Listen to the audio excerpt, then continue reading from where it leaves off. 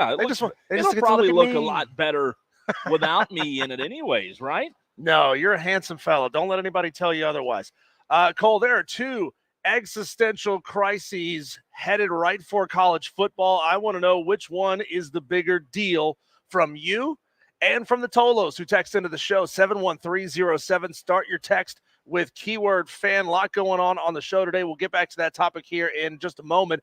But Cole, you've got something coming up next. 5 big games this fall that could turn into big-time rivalries. We're going to talk cut the grass sports. We've got Ramon Robinson, founder of the Elite Quarterback Academy in Greenville, coming up on the show at 4 o'clock. How was that again?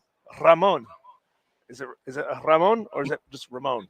I've never heard of that. And I'm sure he's never heard that before either, but hey, whatever floats your boat. Don't tell me I don't have culture, Cole, when I can roll my R's in such a way. You might be okay in the wrong culture there. And don't forget, coming up at 5 o'clock, we have what we do every single day, the 5 o'clock fight. But, Cole, there are two big issues facing college football in the very near future. Both of them are being voted on by the NCAA. Both of them could be coming at us very quickly. And I want to know from you and from the Tolos, again, 71307, or on the stream on Facebook, on Twitter, or on YouTube, which one of these do you think poses the biggest risk? Both of these, they are a little bit scary depending on your perspective, depending on what size of school you are a fan of. These could pose an existential crisis to who you are and what you do and how you do you do. So here we go, Cole. Number one, we're looking at unlimited coaching staffs. That's the number of coaches who can have on-field interactions with the players. As of right now, it's just 11 coaches in college football, 2 grad assistants on either side of the ball. And I believe in FCS you get 12 on-the-field coaches, but 11 coaches as of right now, plus 4 assistants, 2 on offense, 2 on defense. They are looking at a rule change, and the common knowledge or the common belief is this one will absolutely pass. This will allow coaching staffs to balloon to whatever size they want, right? If you're Alabama or if you're Clemson or you're Penn State and you can afford to pay 100 coaches to be out there on the field, guess what? You can do it if that's how you choose to spend the money that you have. The other issue facing college football, Cole, will be not a scholarship. They're not calling it a scholarship reduction. They're calling it a roster limit that will actually shrink the size of some of these rosters in college football. So that's going to be a big issue on the horizon as well. And we're going to go through some of the possible questions and pitfalls of both of these. And I want to know from you, the Tolos, which is the bigger threat. So let's start right now with unlimited coaching staffs. The NCAA will vote on whether to allow analysts or quality control coaches. You got a lot of those all over the place, right? It's kind of the big thing. If you fail at a Indiana or an Iowa or wherever, you can now go be an assistant on, well, it used to be Nick Saban's staff. That's how you rehabbed your image in this business, right? Yeah. You would go be an assistant, an off-the-field analyst for Alabama football or Georgia football or wherever, and you could kind of rehab your image and maybe get yourself another job on the field wearing the headset down the line. So I wonder, Cole, is this any different from what we've got right now? Because I've heard from some coaches and some former coaches in this game who have said these off-the-field analysts, they deal with the players all the time. Like, they are essentially admitting to cheating.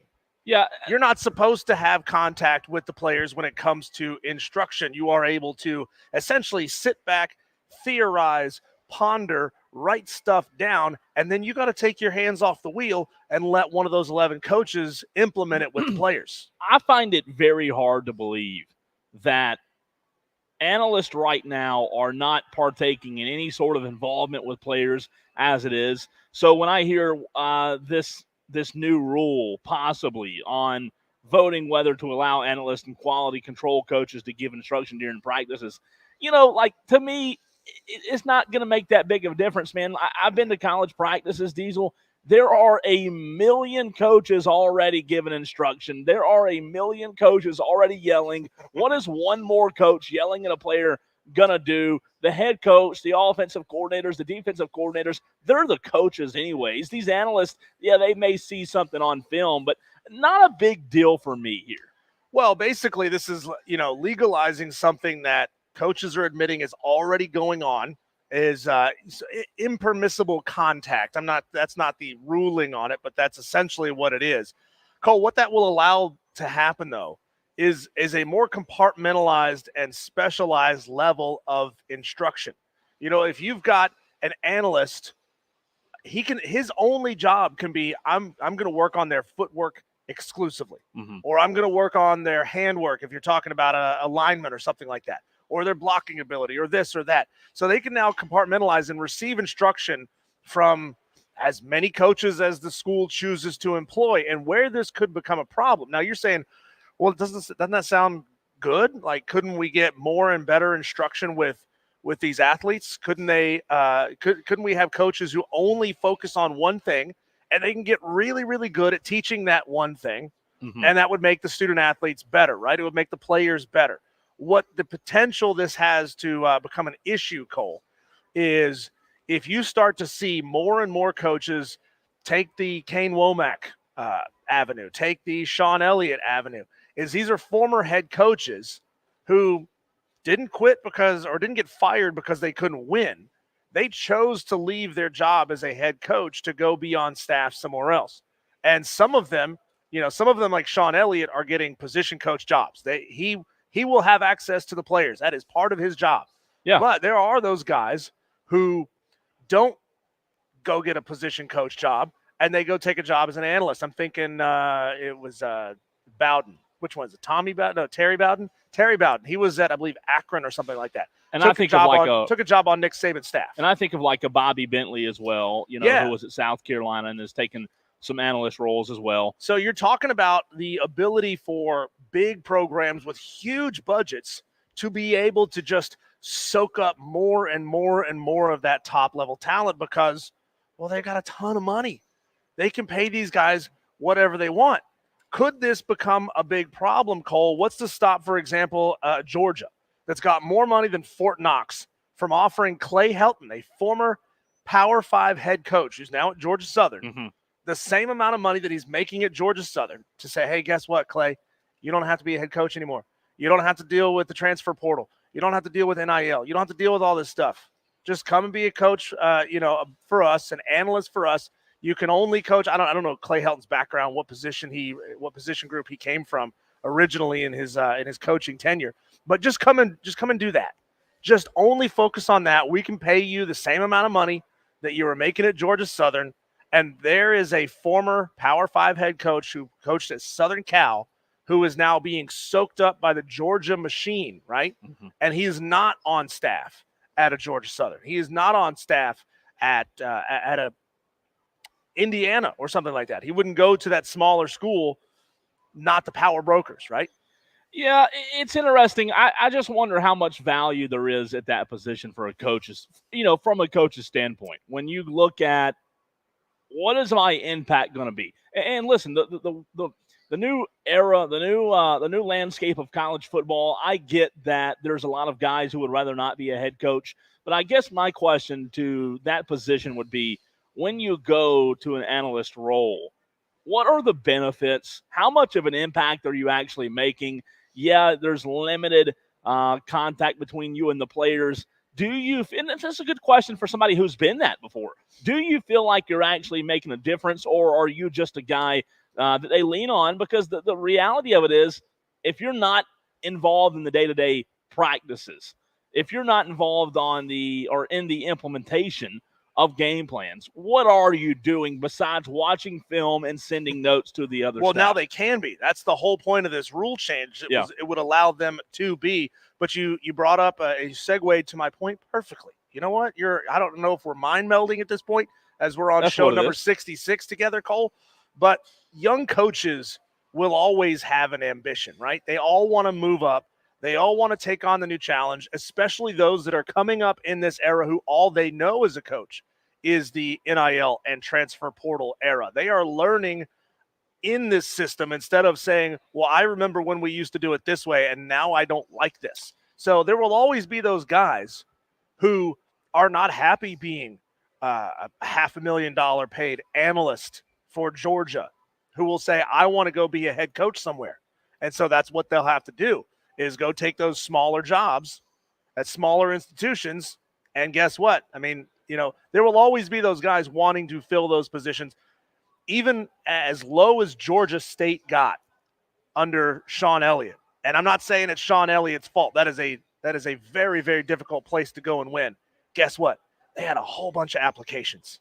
You talking about Georgia State? Georgia State, yeah. They had a whole bunch of applications. Everywhere that's ever fired a coach because he sucked hired somebody new. Well, you know how people are. Somebody wants that job. And half of those people who want the job aren't even qualified, but they believe they're qualified to be a head coach. It happens all the time. That's college, pro, high school, people apply and have no qualifications. But, there's going to be a lot of people who apply, but how many people are actually qualified?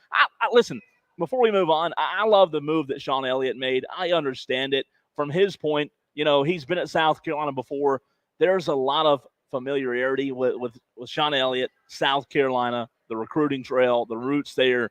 And I believe that when he was at Georgia State, he did a good job, right? As good as a job as you can do there. But the problem is, what is the ceiling at Georgia State versus what you feel like you can accomplish and build on at South Carolina? And I think for me, that's probably where Sean made the decision. He plays his cards right. He could be a legitimate candidate for the head coaching job at South Carolina a few years down the line. You just never know. So on the other side of this debate, Cole, the second big crisis that could be coming to college football, the NCAA is looking at eliminating the 85 scholarship limit in favor of a roster cap that could see, Cole, rosters capped at 85 to 90 guys. Why is this significant? Well, right now, you get your 85 scholarships, and you can have, I think, up to another 20 guys or so on the roster. I mean, Dabo Swinney talks all the time in his post-game press conferences. Guess what? We got 102 guys into the game today. Well, how'd you get 102 guys into the game? You only have 85 on scholarship. Camps, though, Cole, would still be allowed to start with 130 guys, but they'd have to reduce that by possibly 40 before play starts. And where that becomes an issue, Cole, is that, number one, coaches could start to prioritize scholarship guys over walk-ons in a way that we haven't seen implemented before. Mm-hmm. And number two, that's potentially 40 scholarship athletes, Cole, who can't have anything to do with the program, right? They can't transfer if they get cut in camp. So there are less people seeing the field? Possibly, yeah. They could get cut in camp and then not have anywhere to go because the transfer portal window doesn't open up again till December, right? So now you've got 4 or 5 months, 6 months possibly, being somewhere at a school that you don't want to be, that doesn't even have you on the roster. Yeah. And so now you got to wait a couple of months, and then you got to transfer to another school and kind of start over on another roster. I think it's going to create a whole new extra bad part of the transfer portal where you got guys who are getting disgruntled because it's like, hey, I got brought onto campus and I started camp with a scholarship, and then I got cut. What am I going to do now? It's a fair point. I understand it, and so I'm just thinking back to your original question. If you're asking us to choose which could be a bigger threat, mm-hmm. I could be wrong, but I want to say neither of them are going to be a massive threat. Okay. I hope I'm right there because you don't want to see either one of those actually impact the game, right? But if I had a pick, I'd say probably the second, the latter. Hey, I've been in the camp for a long time, Cole, in favor of scholarship reduction from 85 to 75. Spread those guys out. That's 130. That's 1,100 guys who wouldn't be on scholarship and wouldn't be on roster somewhere in the FBS.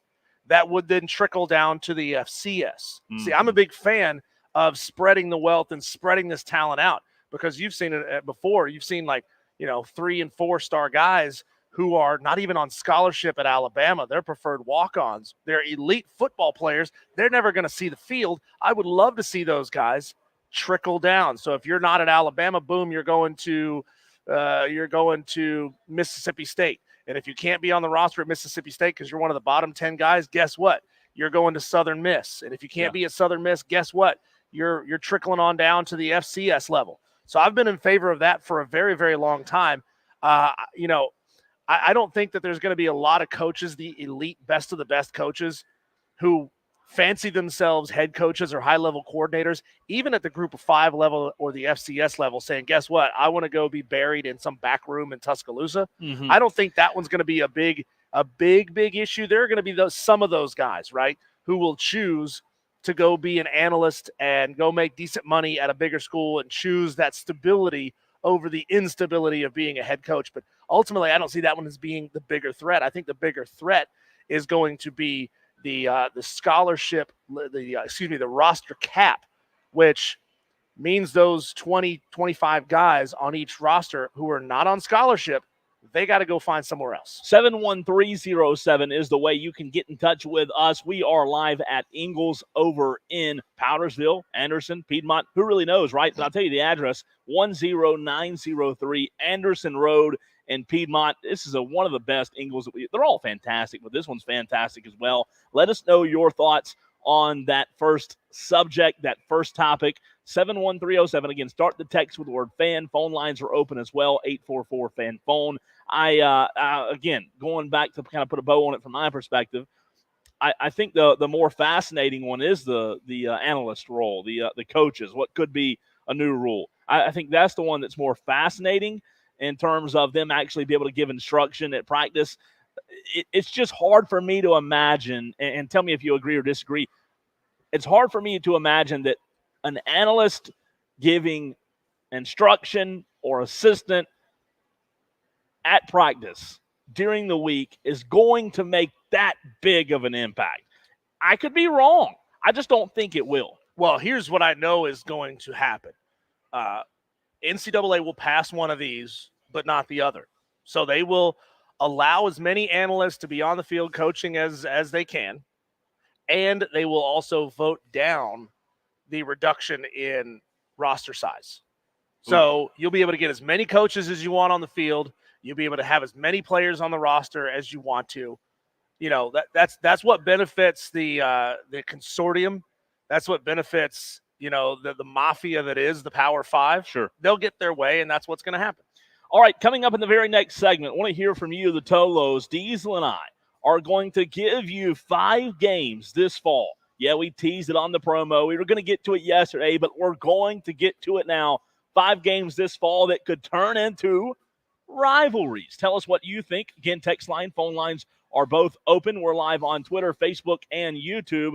And reminder, we are live at Ingles 10903 Anderson Road, and I'll have a clue for you in the very next segment of how you can win a $25 Ingles gift card.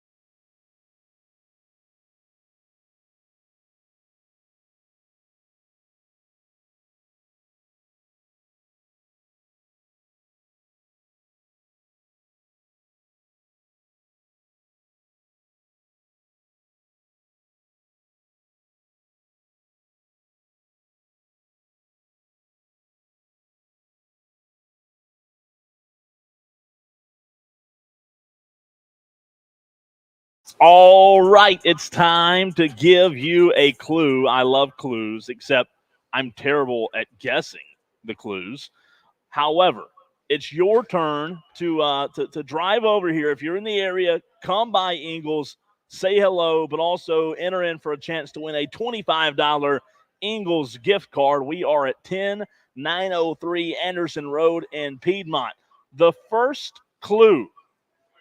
These are going to be, wait a minute. I'm being told that, wait a minute, stop the press. I almost read it. Are we not allowed to give that clue out? What's happening right now? Is this live television? In the clue? Dead giveaway? It's in my text message, but, okay, I think I've got the right one now. New clues. You were close there. Good job to Evan and our team over here. We almost had a little incident there. I might have said the actual clue as well. All right, let's try that again. First clue for your chance to win a $25 gift card if you can guess the product. Clue number 1. If you ate just one of these, it would be very tiny. That is clue number 1. If you ate just one, it would be very tiny. And no, it's not a blue pill, not a blue chew. Just to get that out of the way. I was going to make a joke about your manhood. Well, I figured you were going to make a blue chew or a blue pill reference, so I said let's go ahead and eliminate that one. I'm 40, Cole. I'm not old enough for that yet. So clue number 1 again. If you eat just one, it's very tiny. We'll continue to give you one clue per hour so that you can come into this Ingles where we are. Diesel and I, we're here, and you can guess the product. We'd love for you to give your best crack at it. You can also text 71307. Start your text with the word fan. You can try to guess on the text line for funsies if you can't make it in, but it doesn't mean anything. All right, Diesel. 5 games this fall that could potentially turn into rivalries. I want to go game by game here, and let's get our critical hats on. Put your critical hat on, and get ready to tell me if you think this is maybe a potential rivalry. So these are 5 games that are not already rivalries. We get new rivalries? Yes, that's what we do on this show. We create new content, new rivalries. That's right. Not existing rivalries. So I'm all for new rivalries, right? I love them. I do too. First one, October the 5th, Diesel. What does this one do for you? The Michigan Wolverines, defending national champions, versus the Washington Huskies. Both teams have been in the playoffs as of late. Wait a minute, I sense some hesitation there. I don't know. Is that a good thing or a bad It sounds bad to me. Yeah, I don't see this as being a right. What, just because you turn an M upside down and it looks like a W? Is that what we're talking? Are those the thinly veiled things that we're basing rivalries on in 2024? No, I think it has more to do with, last season's college football playoff national championship was that Michigan and Washington would meet again on the field this fall. What we didn't know then was that both programs would enter the rematch with a wildly different look on the field, especially on the sideline, right? With both coaches, Diesel. Jim Harbaugh's exit to the NFL, paired with the departure of 13 draft picks from Michigan from that national championship team. It's a lot to replace. However, there are plenty of familiar faces to set up, those maize and blues. Sharon Moore, who I've been high on, he's going to be a good coach in my opinion. And then the same thing for Washington. Transition a little jarring there as well. Hard NFL draft exits, expired eligibility for their 6th-year seniors. And, by the way, Kalen DeBoer left to take the Alabama job. New coach, Jed Fish. Did anybody know who the actual new coach at Washington was? Jed Fish. Brings a ton of momentum. Quick turnaround for him in Arizona. But the Washington side of things, Diesel, is more removed from where the Huskies were when they played for it all last January. So, again, as far as the game itself, arguably one of the bigger games in Husky Stadium this fall, but these two teams are going to look vastly different. Yeah, this is what they were hoping for with conference realignment, right, was to put more of the biggest programs in the same conferences together so that they could consolidate and turn all of these into conference games. I do wonder, Cole, could it be a big deal this year? Sure. Yeah, I think it will. It'll be sold out. But, I mean, what does that really mean necessarily, that a sold-out game is an instant rivalry? No. No, I don't think so. And I'm thinking like 5, 6, 10 years down the line. I mean, if we're all under the auspices that these conferences will stick together in their current form for another decade, I totally see this as just being another ho-hum game. Just a blip. It's a couple thousand miles apart. Yeah, sure, these two teams are pretty good, but I mean, we've seen cross-divisional games in the SEC that are 1,000 miles apart, and they don't have a whole lot of heat to them. So, I don't think this one will either. So a big fat no from Diesel. Negative, Ghost Rider. Diesel the pattern says is empty. Negative. Yeah. All right, well, you shot the first one down. Let's try again. How about this one? November 23rd, Diesel. Mm-hmm. Alabama, Kalen DeBoer versus Brent Venables and the Sooners of Oklahoma, both in the same conference, right? This pair of crimson-colored powers have combined for how many? 25 national championships, 84 conference titles, Diesel in their respective histories, winning at both the conference and national levels in multiple decades through the 20th and 21st centuries. Yet, listen to this, they've only played 6 times ever. Ever. Is that not wild? And only twice in the regular season, 2003 and 2004. You talk about two of the most consistent programs over time, Diesel. Their most recent meeting was in the Orange Bowl semifinal in 2018, a game that featured Tua and Kyler Murray, 45-34 Alabama win. Two blue bloods in the sport.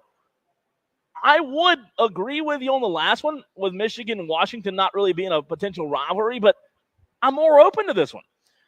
Well, in my mind, Cole, I said, these two programs, these two towns, Tuscaloosa and Norman, are like a hop, skip, and a jump from each other. So I had to Google it, see how far apart they actually are. Let me guess without looking. I'm not looking at your computer. From Tuscaloosa to Norman? Yep. You want to guess mileage or hours? I'm going to guess hours. I'm going to guess driving hours. 6 hours and 40 minutes. Ooh, man, you'd have a whole lot longer to go. 10 hours and 40 minutes. You're kidding me. That's almost an 11-hour drive. Is it on the other side of Oklahoma or something? Good night. No, I think it's because you have to get out of your car in Fayetteville, Arkansas, and you have to ride a horse through Choctaw horse and Nation. buggy. Yeah. Because you got to go through an Indian reserve to get there. And that takes 3 days. Excuse me, Native American reserve.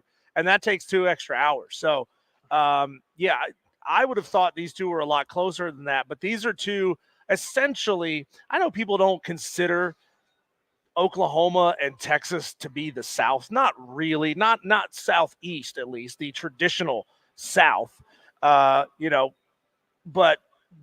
these two states have a whole lot in common with the South. Even if you're not traditional South, you have a whole lot in common. There's a lot of cultural similarities here. Two really, really rabid fan bases. I think this one has the potential, at least, to be really, really good in a couple of years. I do too, but you know what we need? Yeah. And this will never happen, Diesel, but I'll tell you what we need. We need a little beef between Kalen DeBoer and Brent Venables. A little off-the-field juice. Brent's too quiet for that. He's too nice of a guy. Yeah, he's too nice. I don't think he'll do it. And Kalen seems like a nice guy as well. Yeah. That's the problem. To put a bow on this one, a win for either team could go a long way in driving the narrative, Diesel, of how the 2024 season actually went. Those kind of stakes will bring plenty of interest for two very passionate fan bases who expect conference title contention on an annual basis. The problem for Oklahoma is they're now in the SEC, and while these are two blue bloods, I would give Alabama a much more significant start because they've been in the conference for a long, long time. Yeah, I fear if either one of those programs, Texas or Oklahoma, is going to get that welcome to football kick in the nads that was delivered in the movie Necessary Roughness, I think it's going to be Oklahoma. Oh, man, I hope not. I think Texas is going to be in fine shape as they come into the SEC. I'm not predicting they're going to go top 3 in their first year, but it wouldn't shock me. Well, they beat Alabama. It would shock me. Will they beat Alabama? I'm saying they did. They did already. They did, yeah. So, I mean, they can go toe-to-toe with the best. Yeah, I mean, it's that classic argument. When do they play them in the SEC schedule? Can they really handle an SEC schedule week in and week out? Guess what? You're not getting the Iowa States in your off weeks. You're not getting off weeks in the SEC. Even the bad teams are better than other conferences. South Carolina, good teams. Yeah, I mean they're just as physical. They're gonna smack you in the mouth. So I think Texas is probably better built for it, and Oklahoma may struggle. You can play along as well. 71307. Start your text with the word fan. So the first one was Michigan versus Washington. Diesel and I both said, not really. The second one was Alabama, Oklahoma. We're talking about matchups this fall that could be potential rivalries down the road. We both are open to that one, right? Both open to it. Mm-hmm. The third one, Diesel, September 21st, Michigan again versus USC. I'm not talking about the USC in Columbia. I'm talking about the real USC in California. Unfortunately, listen, both Michigan, USC. Why'd you quiet down? Because there's a guy over there in a Gamecock t-shirt. Is there really? Why'd you quiet down when you said that? I'll yell it. You mean stand up and yell it from the table? The two programs, Diesel played a home in 1957, 1958, and have not played a regular season game since. Tragic. Is that not wild?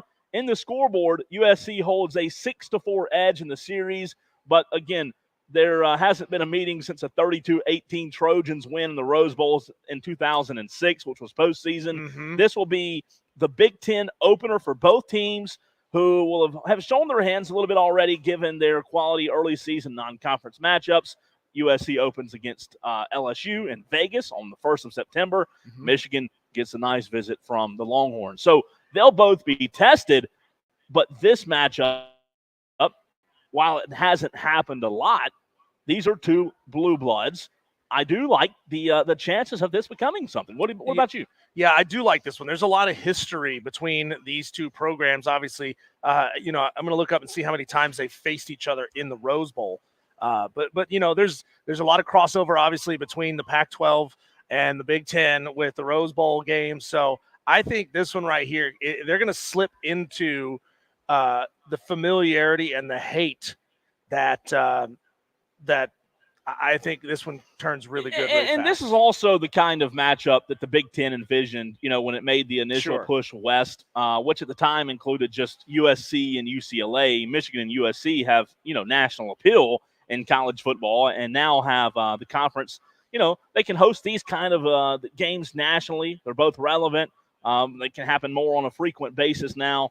So in terms of the Big Ten scripting a better home opener for both teams, you're not going to find it. It's not going to happen. I am shocked here. They've only faced each other a total of 10 times at this point, and only twice since 2004. Only 2 times in the last 20 years. You would think that this matchup would have happened more often. You would have thought that they had made a reason to schedule each other in the regular season, but maybe there's just not as much heat between these two as I thought.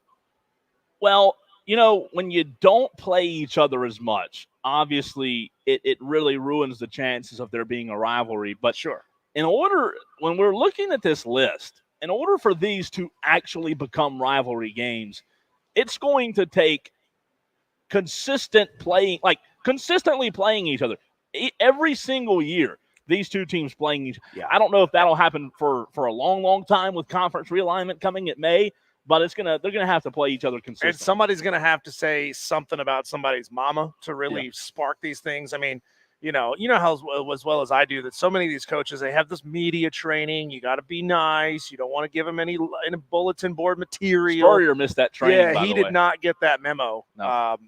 I love the trash talking head coaches when they go after each other. Lincoln Riley, too nice for that. Sharon Moore. I mean, he's a fiery guy. He could slip up and say something that he doesn't necessarily mean, or he might mean it, but he didn't intend to say it and spark something. They'll say, I respect the program and the tradition that they've got over there, all that. But somebody's going to have to really, really get under somebody's skin. All right, 2 left before we hit a break. Games this fall that could be potential rivalries, Diesel. Number 2. October the 19th. This is my favorite one on the list. Yep. Georgia versus Texas. October 19th. Are you ready? I mean, come on. Sign me up.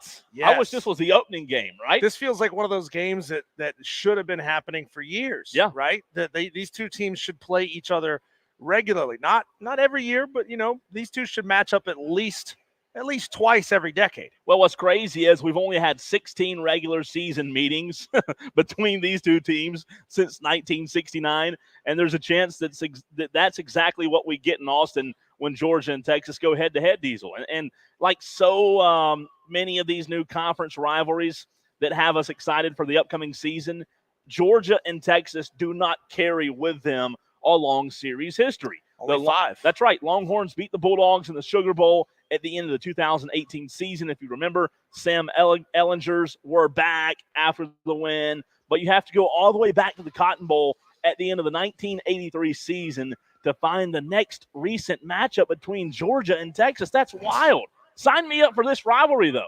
This is fantastic. Yeah, this is one of the ones that I'm really stoked for. Here's where what we were talking about a minute ago is true here. Two guys that do have charisma and have a little edge. Kirby Smart, and I love Steve Sarkisian. Both of them, in my opinion, could be the type that, I'm not saying trash talk, but create a little bit of a rivalry right off the field. I'm all for it. Yeah, and of course, these are two guys that have been around this business for a long time. I don't know if they've ever actually appeared on the same coaching staff at the same time, but I guarantee you they know each other well. Sure. That's going to make this one a lot of fun. The last one. Yes or no to it becoming a potential rivalry down the road. Ohio State versus Oregon on October the 12th. This is the Big Ten version of the Georgia-Texas matchup, Diesel. Initial thoughts? This one doesn't jump off the page at me. I mean, again, it's one of those games where whoever's hosting is going to sell out, but they were going to sell out for whoever they played. This is another one of those ones that requires somebody to say something untoward about somebody's mama and insult somebody, and then this one could get off the ground in the future. But, if you're Ohio State, don't you already have enough rivals? In the sense that how much emotional capital can you demand out of your fan base, right? How much hate can you rile up and like have dripping out of these people, right? I mean, they, of course, will have their rivalries with Michigan and with Penn State and with maybe to a lesser degree Wisconsin. But outside of that, if you're asking people to build hate for another 2 or 3 weeks out of the year, it's a lot. That's a lot. A lot of hate to go around. That is a lot. I mean, look at any game that you watch. Like go picture yourself going to an entire Clemson football season. Sure. You know which games are going to be the hated games that people are the fan base are really, really going to get up for. And then the rest is just like, they show up, they do the clap, they do the woo-hoo, woo-hoo-hoo-hoo. But they're not putting their heart and soul into it. They're not hardcore is what right. You're saying. So real quick recap. The top 5 games this fall that could become rivalries: Michigan versus Washington, Alabama versus Oklahoma. The third one is USC versus Michigan, Georgia versus Texas, and last but not least, Ohio State versus Oregon. Don't forget, you can get your thoughts in on the stream if you're watching live on Facebook, Twitter, or YouTube. That's right. When we come back, Cole, we're going to take a look at what I call cut the grass sports. Oh, now that sports. Well, we're going to have to find reasons to like them, right? Now that college baseball is over and that the NHL is over, I want to take a look and let people know what's out there and give you something to look for over the summer, right? You're gonna need to find something to scratch that sports itch. There's nothing going on in camps or transfer portal or any of that stuff for a while. So we're gonna find something maybe that's gonna grab you over the summer. That's coming up next, right here on the Fan Upstate. A win is a win, whether it's on the real field of competition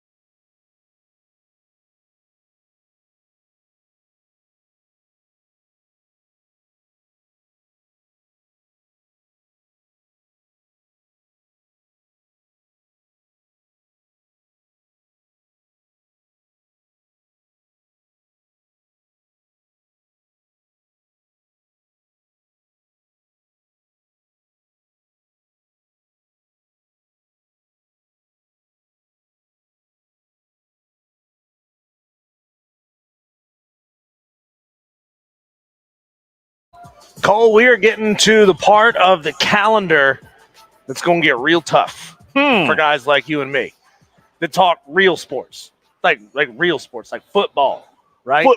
Football, basketball. Real sports. Yeah. We You're about to offend a lot of people. it's tough this time of year, Cole, to not have a lot to dig into when it comes to sports. That's why they call it the dog days of summer. And what I think probably cutting grass is more of a sport to a lot of Southern men than soccer You is. stole the words out of my mouth. Yeah. I was going to say I'd probably enjoy cutting the grass and watching a lot of these sports.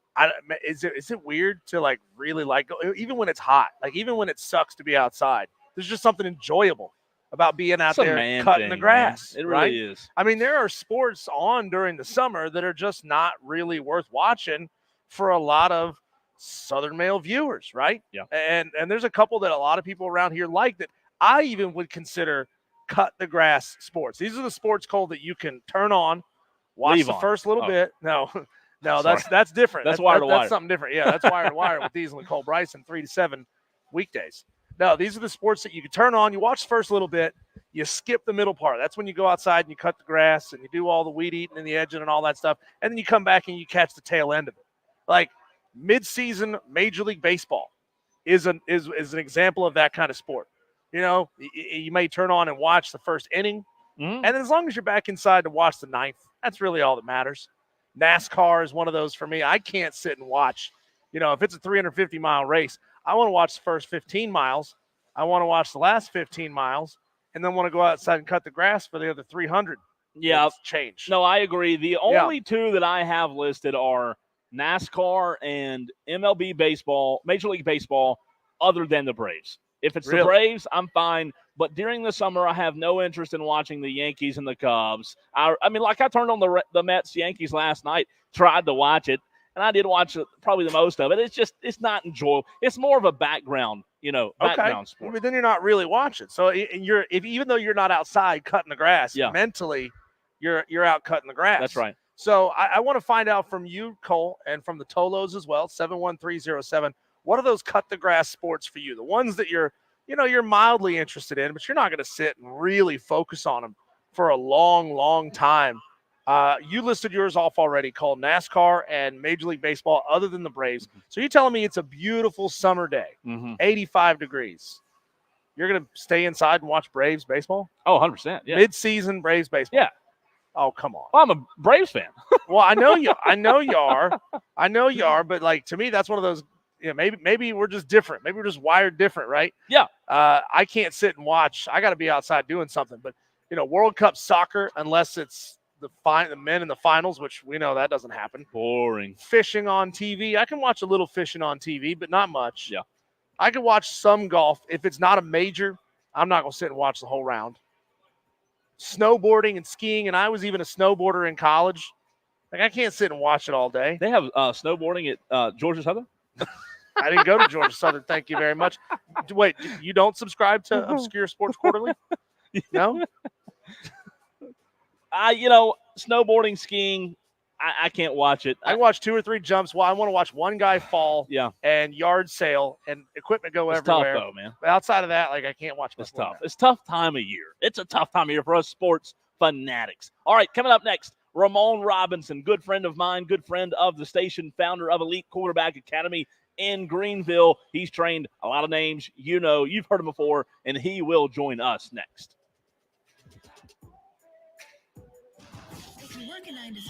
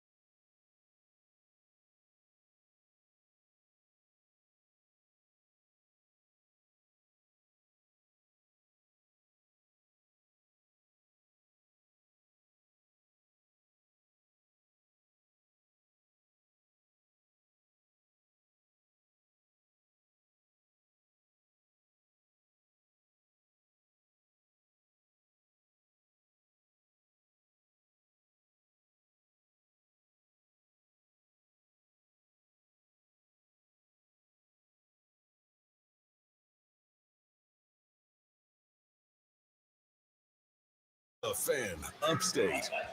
It's a Wednesday, a hump day edition of Wire to Wire. He's Diesel, I'm Cole Bryson. We are live at 10903 Anderson Road and in Piedmont, at the Ingles. If you're in the area, stop by, enter your clue as we're going to give you, or enter your best guest, if you will, as we're going to give you another clue for your chance to win a $25 Ingles gift card coming up in the 4 o'clock hour. But first, we bring on Ramon Robinson, founder of Elite Quarterback Academy, good friend of the station. Ramon, how are you, man? I'm doing great, fellas. How y'all doing today? Good, man. Always good to hear from you. It's been a while since you and I have caught up, but I want to start, Ramon, with the news that just broke a few days ago with West Side quarterback Cutter Woods switching his commitment from Wake Forest to South Carolina. The reason I bring this up, Ramon, is he's the guy that you've trained in your quarterback academy. Now, in a few years, will be competing against another guy you've trained in Lenore Sellers. Your thoughts on that? Oh, well, when it came about, I looked at the whole room and, he asked me for my opinion, and I just looked at it. And I just looked at it from the point of, when you talk about the quarterback room, South Carolina, got one senior in the room, and then you have Lenore, then you have Robbie, then you have the Dante Reno kid, and I think they have a walk-on. So you looking at the situation of when Cutter becomes a senior, and when he's making that move to South Carolina, the number 2 spot is wide open. I mean, because of course nobody knows what's going to happen in that quarterback room. And then you look at the offense; they run a pro-style spread offense that's suited for his skill set, and he's got to go in there to beat Cutter. He can't go in there being somebody else, and that's just it.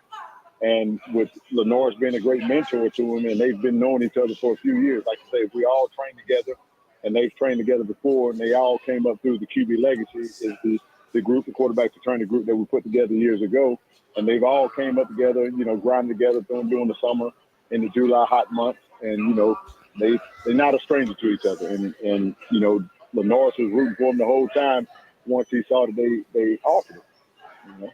Ramon Robinson, founder of Elite Quarterback Academy here in Greenville. Cole brought up the list there of some of the guys that you've trained: Grayson Loftus, Trent Pierman, Kelly Bryant, Chad Kelly, Deshaun Watson.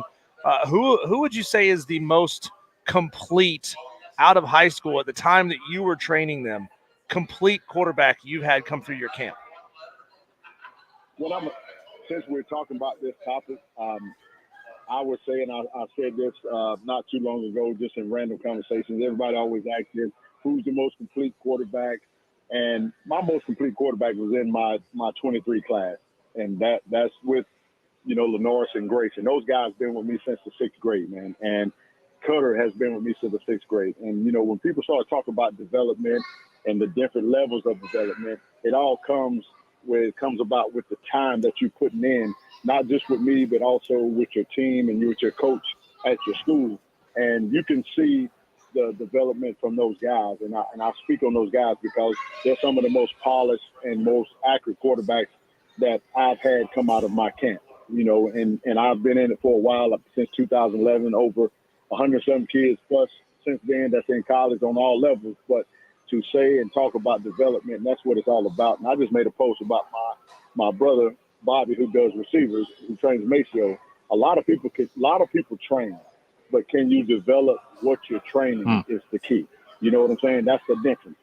Anybody can train. You can go to the yard and train with mom and dad, but at the end of the day, are you developing your craft at whatever position, whatever sport it is, with whomever you're training with? And that's the key. And I don't like to just train. I like to develop, and I like to see, the best of the kids and bring out the best in them and just give back my knowledge. And all those guys that we're speaking on have all, soaked up all the information from me playing, growing up through the Pop Warner ranks and going to college, to the pros and all those things. I gave them all different experiences of what it's like to be there, and then just giving them different experiences from past quarterbacks that I've had in high school that's right now in college and some that's in the pros, just giving them the pros and cons with everything. But when you're talking about complete, I would have to say that those are 3 of the top guys that I've trained, that are complete. When I say that are ready to go in and play at any university that they choose to go to.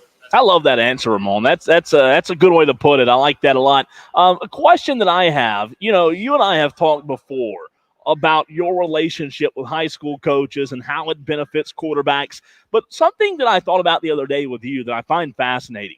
You talk about a situation where Cutter Woods goes to South Carolina.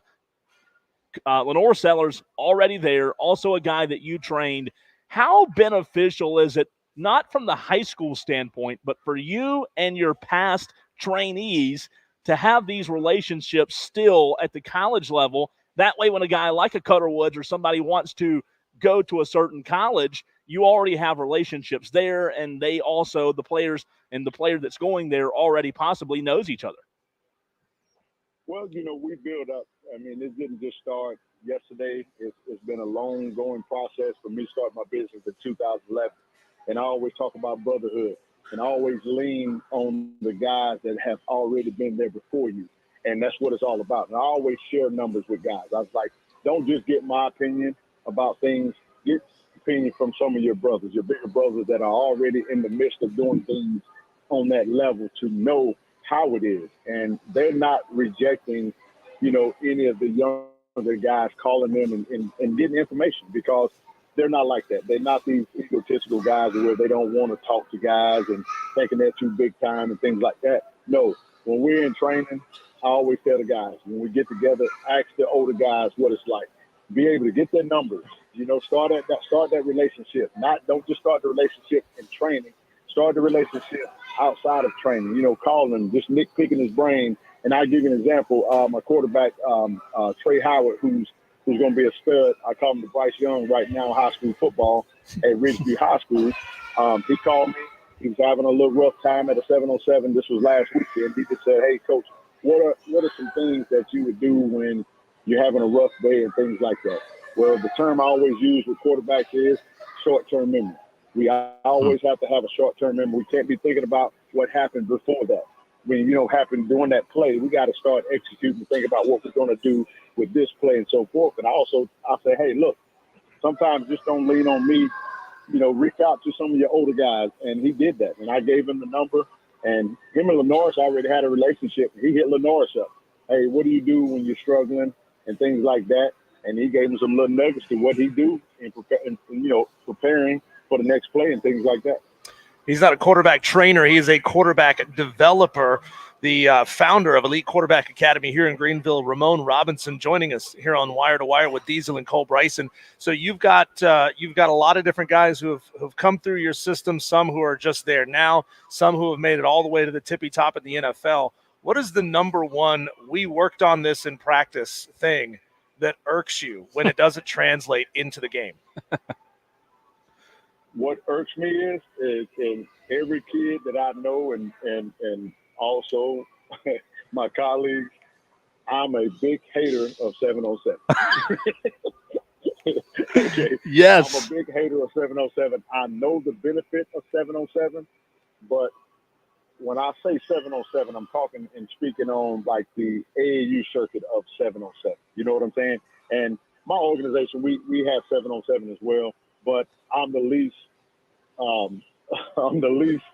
guy that's involved with everything that's going on with that, because for one, I get very frustrated with quarterbacks. When you're thinking about 707, and I watch 707 and kids posting videos and things of that sort, number one thing is poor footwork. Okay, poor footwork, and we've been working on this footwork and getting it down to the T, and then all of a sudden you get in 707 and you start walking in your drops. Sometimes you don't take a drop. Then you're throwing a pass in the A gap and B gap, and I'm just like, that's not going to happen in football. You know what I'm saying? And it's just, those are the things that are pet peeves when you say things from training, and it's more so with drops.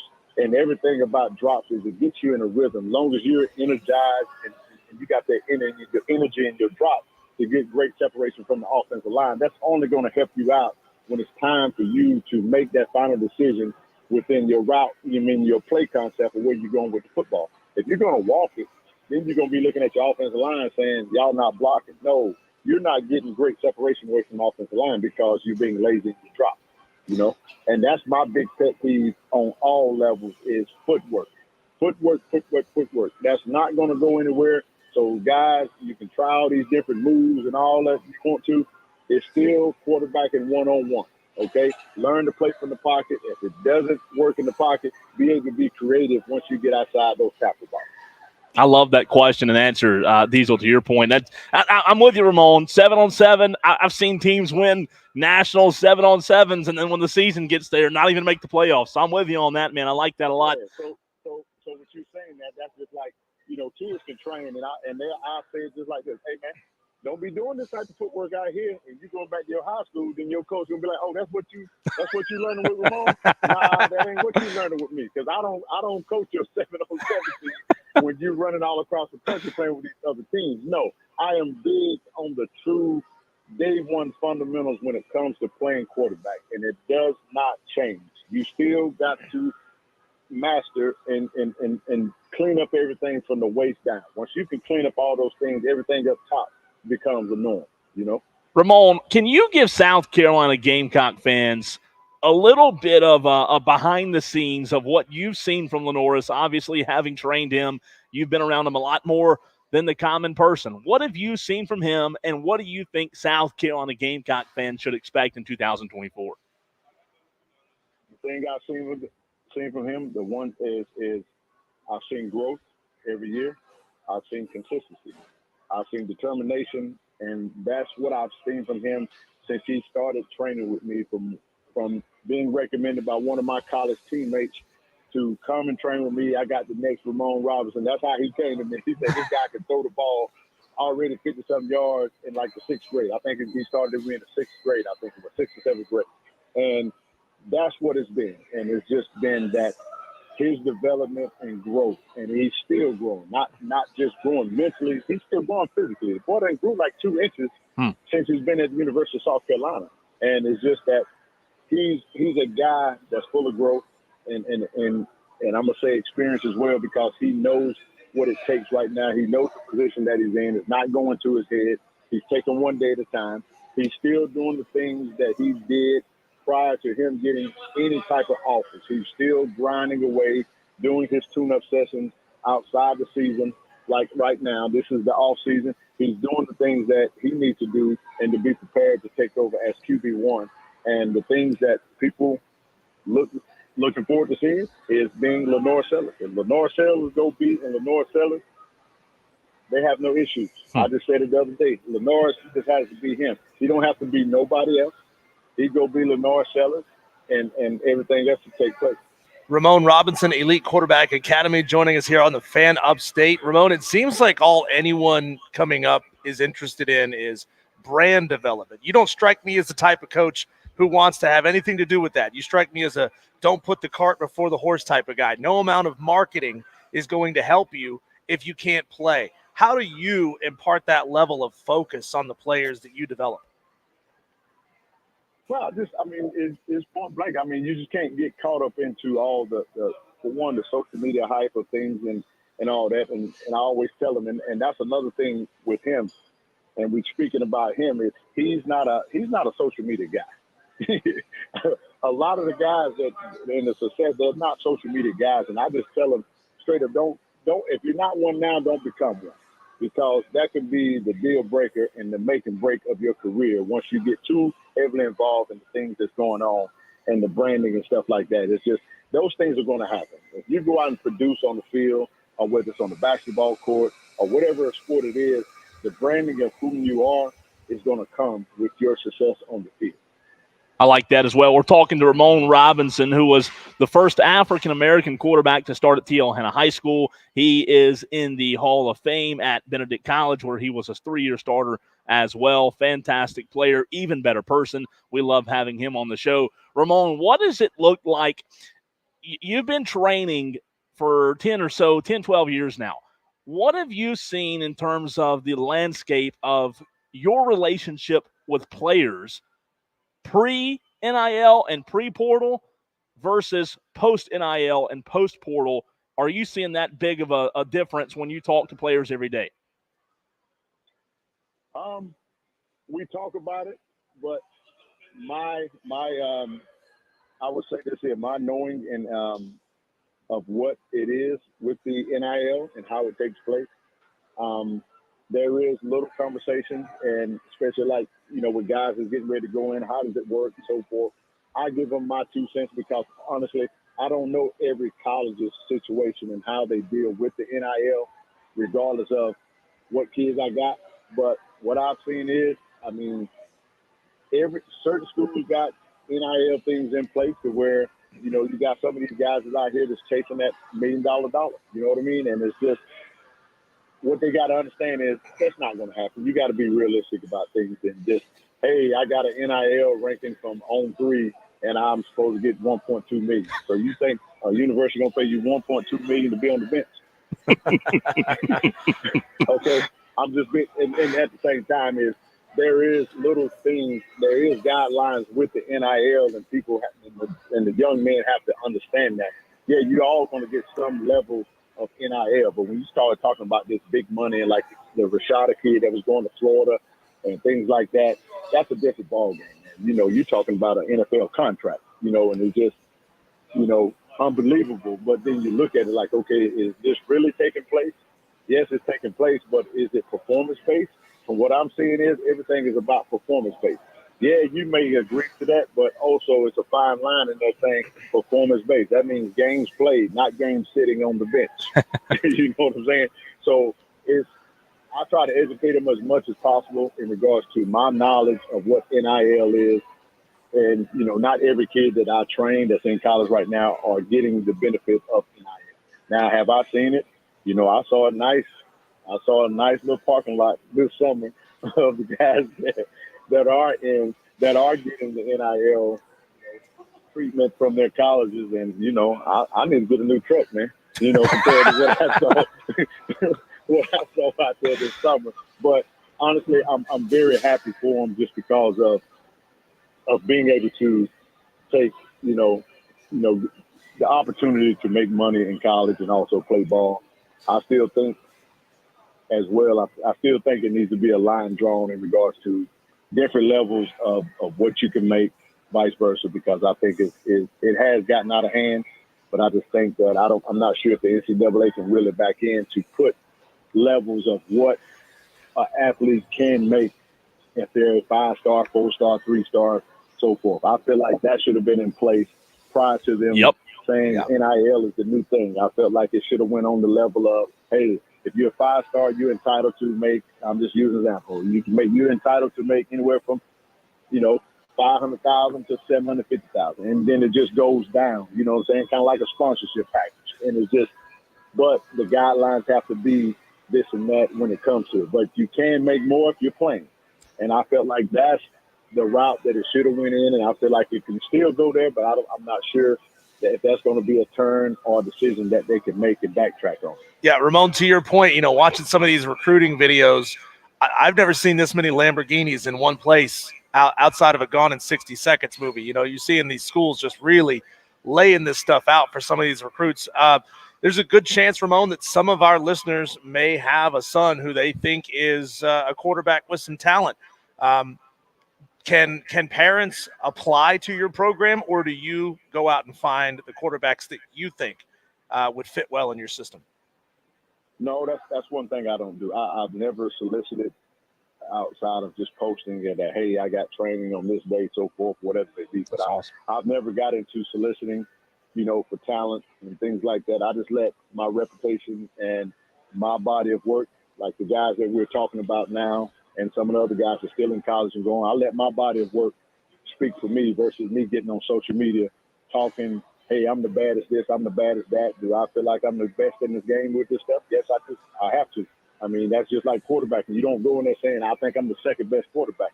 No, I feel like I'm the best. And I'm in a great group of quarterback coaches in with the QB legacy. And no, I feel like I'm the best? Yeah. Do he feel like he's the best? Yeah. And that's what you do. And iron sharpens iron. And that's what we're about. And like I said, we just bounce things off of each other. And it's just, I don't do the soliciting. I've never been into that. And I feel like I'm begging if I'm saying, hey, come train. You know what I mean? I don't do the inbox train. I don't inbox kids. I don't inbox kids, begging them to come train.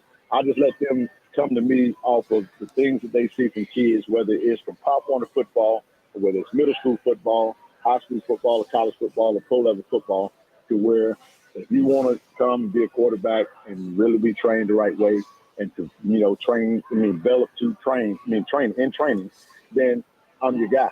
But if you want just training, no, I'm not that. I'm not no babysitter. I'm going to give it to you raw. I'm going to give you the tough love. I'm going to give you the tough love that you're going to get on the next level.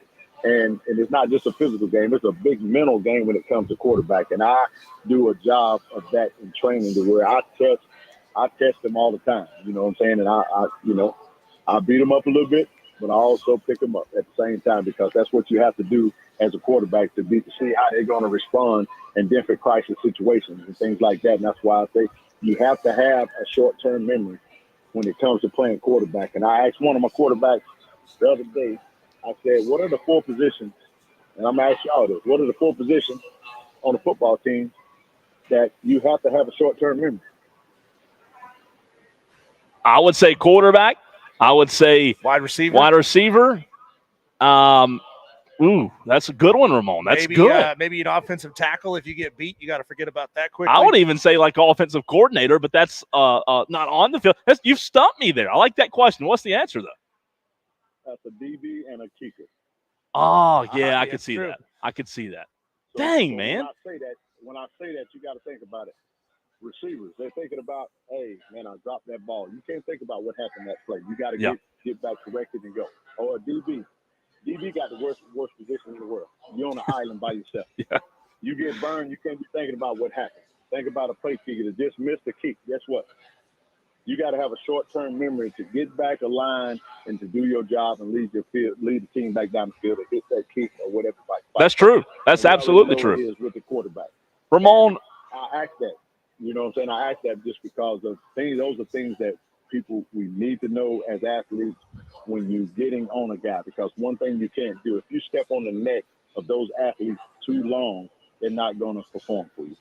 Ramon, listen, man, I can attest. I would also agree with you that you are the best. You do things the right way. I love that you and I have a great relationship because you like I said, you do it the right way. The things that should be done, you do it that way, and we appreciate you hopping on. And we've got to do it again real soon, buddy. Right, I appreciate it. And can I say, if anybody's looking to sharpen their skills right before the season starts, the QB Legacy is having a camp the 19th and 21st in Greenville, South Carolina. You can go to the website and register. All the current quarterbacks that we talked about now that's playing in college football from the state of South Carolina will be in attendance and working as camp counselors and helping them out and giving some of those nuggets in regards. And y'all also welcome as a staff to come, work the camp and interview guys at your pleasure. Appreciate that, man. Appreciate it. Let's talk again soon, man. I really do appreciate it. That is Ramon Robinson. He's just the absolute best. Again, founder of Elite Quarterback Academy here in Greenville. Knows as much about the game as anyone you'll find. I love that statement. I don't have to go seeking them out. They find me. Oh, yeah. I'm the best. And he is, man. Like I've known Ramon for a long time, and Diesel, his reputation, man, he's top notch. When we come back, Cole, let's take a look around the ACC and ask the question. If you could just, like one of those claw games, just pluck Cade Klubnik off of the Clemson roster, who might you want to beat back up, drop into his role? Who might you rather have as a Clemson quarterback than Cade Klubnik? That's next, right here on the Fan Upstate. Breaking news. We break the mold.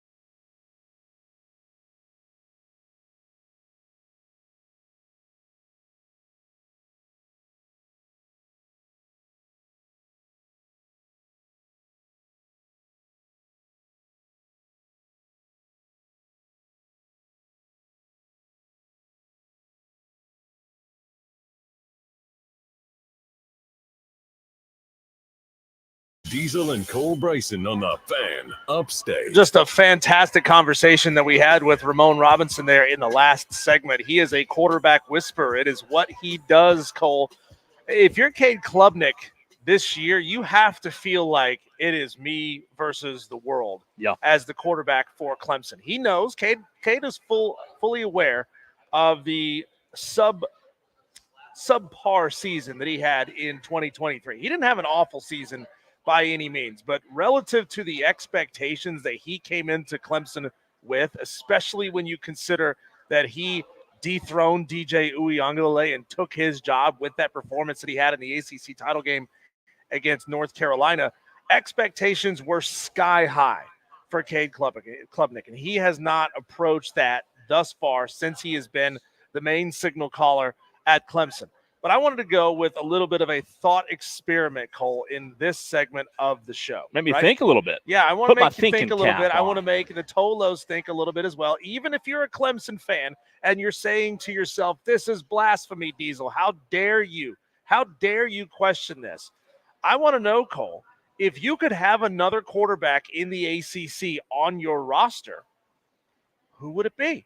Right? I mean, this is the transfer portal era. There are no rules that say you can't transfer inside your own conference. So let's just say, for the sake of argument, that all of these guys are in the transfer portal, and you could have any one of these guys, pluck them off of their roster, put them into yours. How would you feel about having some of these guys wearing orange with that tiger paw turn to, 1:30 or 1 o'clock?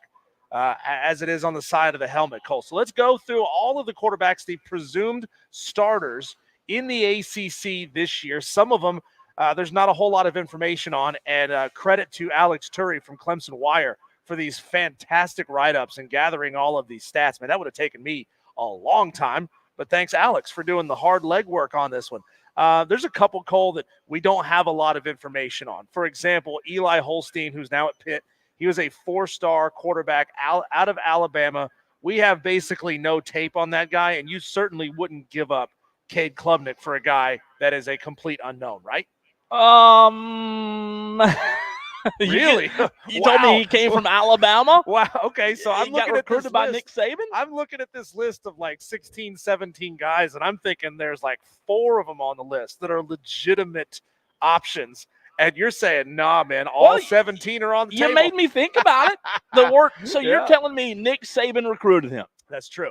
I'll just pass. Let me watch some film. How about that? He is also a 4-star guy who, for lack of a better phrase, the best he could do was Pitt, right?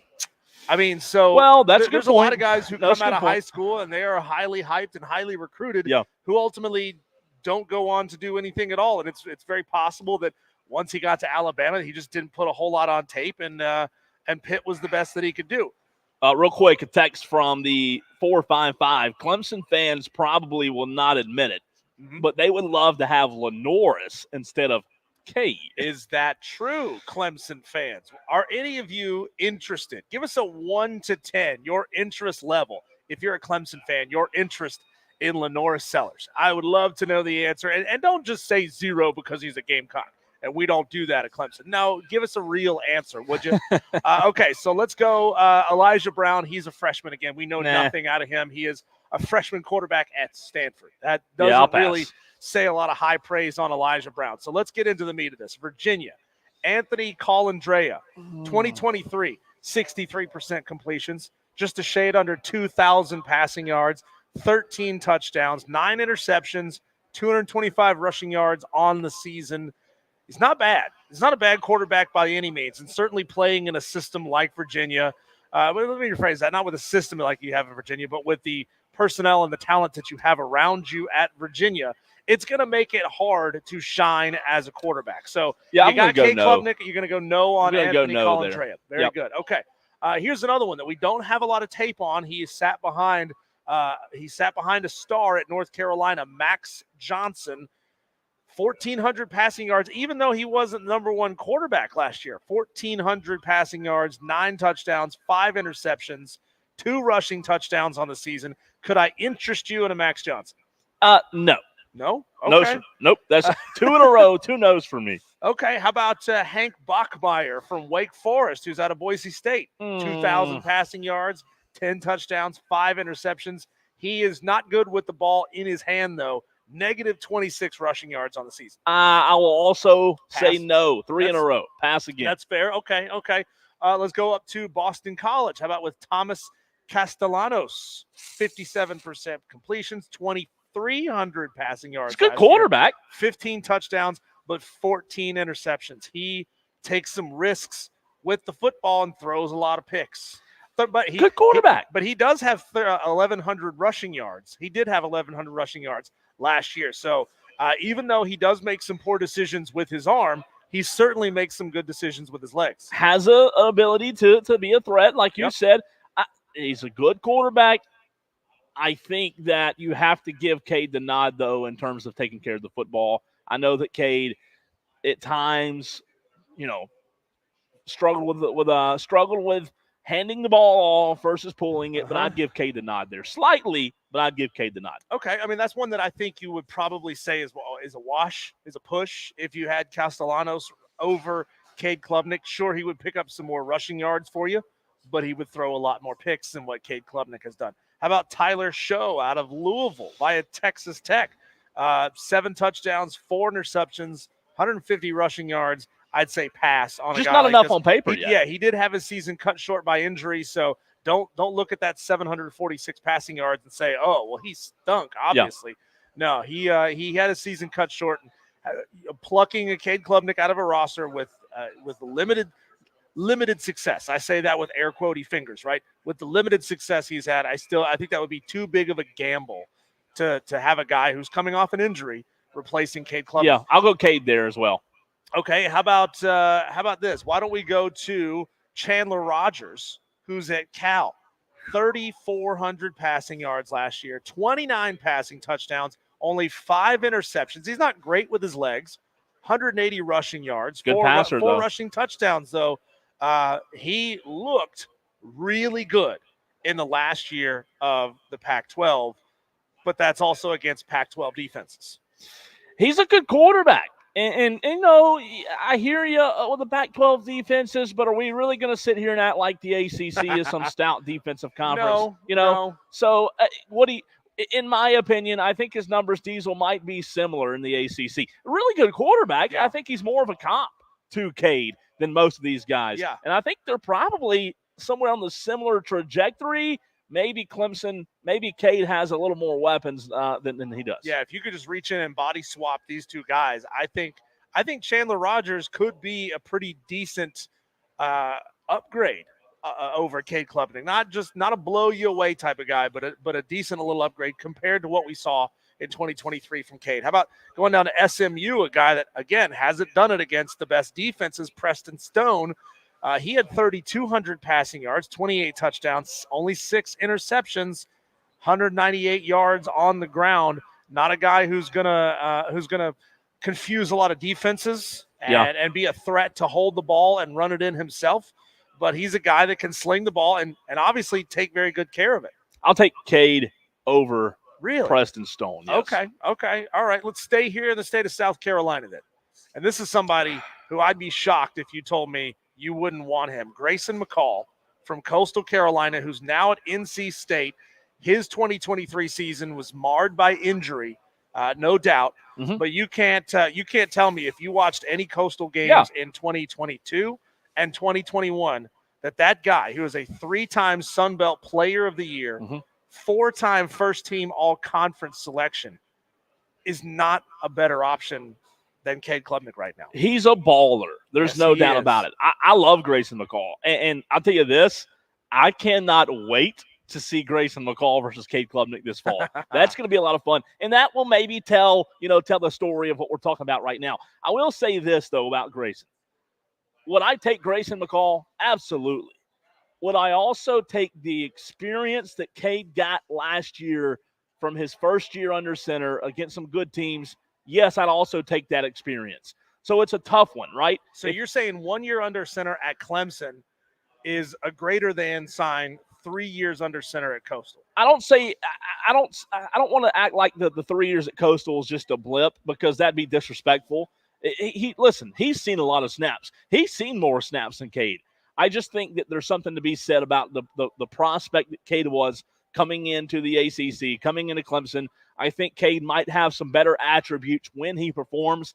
I still like Grayson McCall. This is a question we could spend an entire segment on. Yeah. I love it. I love both guys. I think there's qualities from both that I would like to have. Okay, here's another one. A guy's got a lot of pedigree behind him. He was recruited by Ryan Day at Ohio State.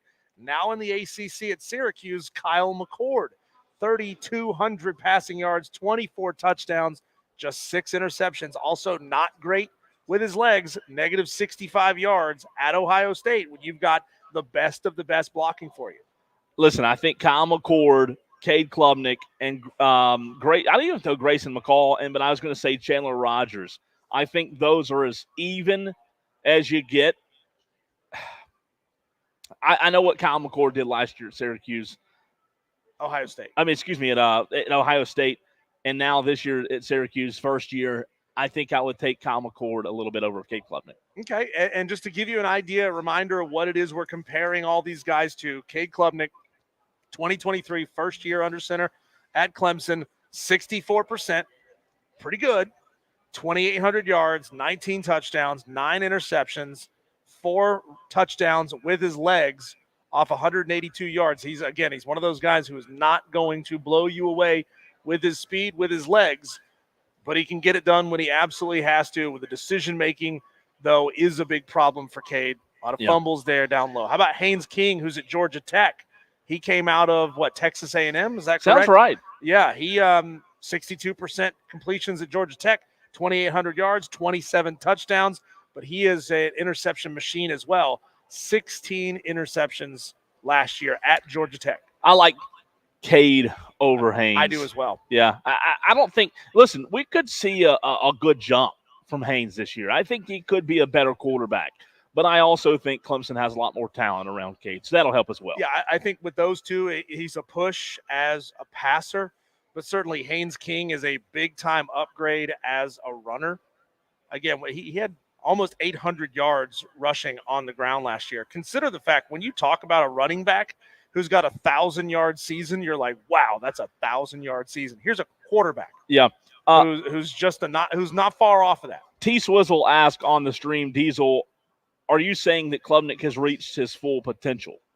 I don't know. All I can go off is what we've actually seen. I'm not going to allow myself, and I'm not going to allow the Tolos to get sucked into the potential game here. Okay. Yeah. All I can compare, all I can look at and say, here's what this guy did, here's what Cade did, is what they have actually done. Okay. Mm-hmm. So I don't care about your potential arguments. Cade Klubnik had a lot of potential coming into last season. Yeah. And where did it get him?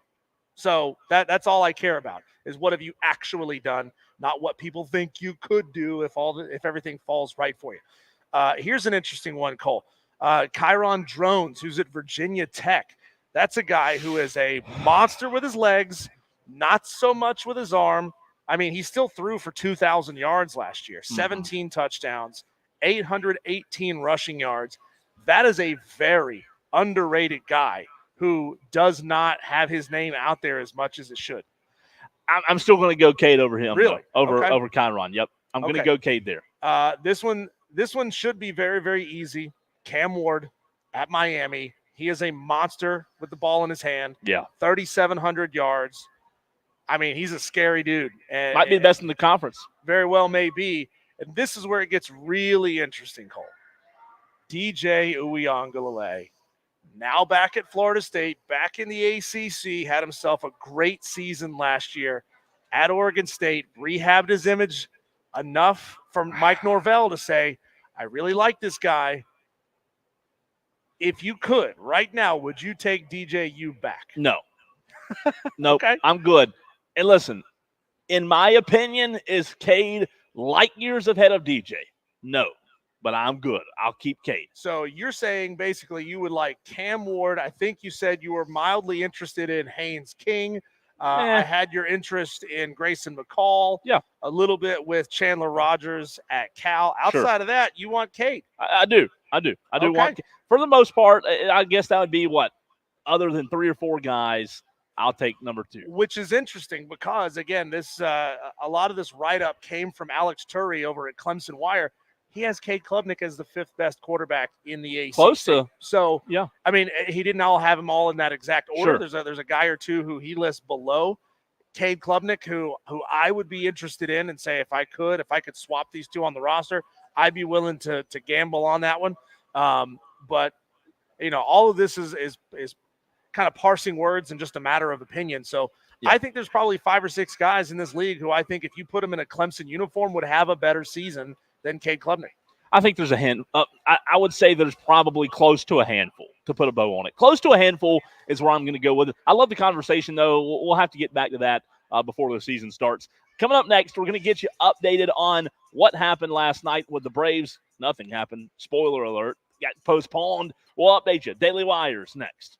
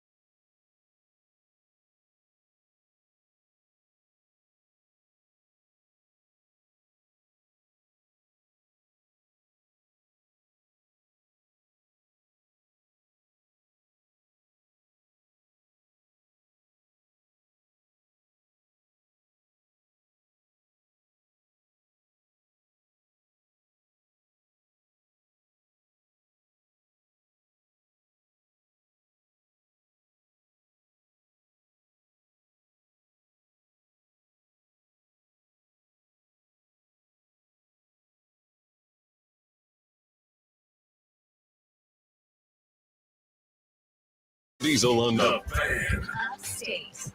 A short segment here as we get you caught up on everything happening in the world of sports. We call them the Daily Wires. That was a good one.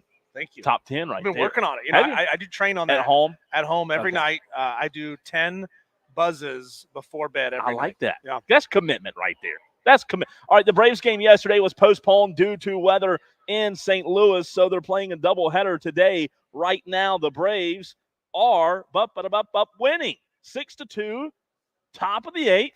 I told you, Reynaldo's like a lock right now. It's like betting on Scotty, you know? Yeah. Reynaldo's on fire. Somehow still third on that roster in Cy Young odds. I really do think a lot of this comes down to marketing and the fact that he just doesn't have the Chris Sale type of name. Well, right? he's fixing to have to, man. He's been before so long. good. Yesterday, South Carolina picked up a commitment from Cutter Woods, quarterback at Westside, and in the same day lost a commitment of four-star quarterback London Duckworth, who had been committed since August of 2023. Clemson outfielder Nathan Hall has committed to rival South Kakalaki, played in 12 games, 22 at-bats, and a 227 batting average for Nathan Hall. Tonight, the NBA draft begins. The Atlanta Hawks have the number 1 overall pick. Can't wait to talk about who they pick tomorrow. The Brooklyn Nets made a huge trade yesterday by sending Mikal Bridges to the Knicks. The Knicks, man, all of a sudden with him and Brunson, that's going to be a lot of fun to watch. In case you missed it, Jim Schlossnagle, is that right? Schlossnagle leaves Texas A&M for the Texas baseball job. Cut 3 here, Brandon. Listen to this audio from today, Diesel. Schlossnagle finally apologized. It's not loading for some reason. Okay, it's not cooperating. That's okay. We'll try to get back to that later. What's interesting about this, Cole, and we played this audio yesterday of Schlossnagle jumping down the throat of a reporter who asked the question about him possibly leaving for another opportunity. And, he's like, it's essentially how dare you ask me that question? I have given so much to Texas A&M. This is the place that I wanted to go and never have to take another job. And then I dug this little gem out. This came from Drew Davison All right, it's back on Twitter. And he posted this on May 24th, 2021, when Schlossnagle, who was at the time at TCU, he shut down any Texas A&M speculation saying, quote, I have no interest in any other job. And then he took the A&M job. So he's consistent. So he's a liar. He's a consistent liar. Yeah. I think we have that audio now. Let's see if we can fire it off. When the game ended, I want to publicly apologize to Richard Zane from Texas. He's a young reporter. He asked the question. That was an obvious question. I wish I could have answered that better. But in the moment, 30 minutes after the last pitch, all I could think about was our players. And I really wasn't in the mood to talk about myself or the future. So I apologize for that to Richard. I like that he apologized. All I could think about was the players. No, all you could think about was how fast you could get the hell out of College Station. Was hoping someone didn't ask that question, right? Yeah, exactly. Women's soccer star Alex Morgan has been left off the United States women's national team. First time without Alex Morgan since 2008. How about that? Oh, come on. Where's your outrage over this? You were outraged that Caitlin Clark she's wasn't not any on the good. team. Yeah, but didn't you say you wanted Caitlin Clark on there, but basically because of the marketing? No, ability? I never said that. There's a lot of people who argued that point really heavily. Cole never said that. Cole said she's one of the best players on the freaking planet, right? In college. No, she hadn't been still a great player in the pros up to that point. She's still the best, one of the best players. I'd still take her over anybody. Let's see. Lionel Messi injured himself in Argentina's 1-0 win over Chile in Copa America. I hope he gets better. Jacksonville City Council voted 14-1 to approve a $1.4 billion in renovations to Everbank Stadium. Earlier this week, the Panthers got approval for $650 million in renovations. They said, oh, yeah, watch this. That's right. Dave said, hold my beer, or actually, here, hold it, I'll throw it on you. D1 Baseball named Cole Messina a second-team All-American. And lastly, last Daily Wire. He also won the Johnny Bench Award. He did what? Cole Messina. They sent out a press release. South Carolina sent out a press Oh, release yes. earlier saying that he had won the Johnny Bench Award. And last thing, We haven't got it in yet. Clue number 2 for your chance to win a $25 gift card here at Ingles as we're live at 10903 Anderson Road in Piedmont. Clue number 1 was if you ate just one of these, it would be very tiny. Clue number 2, the origin of this product is tall and named after a star. We'll give you 2 more clues in each hour of the show coming your way. He's Diesel. I'm Cole Bryson. 5 o'clock fight with Melissa next. Of course, you're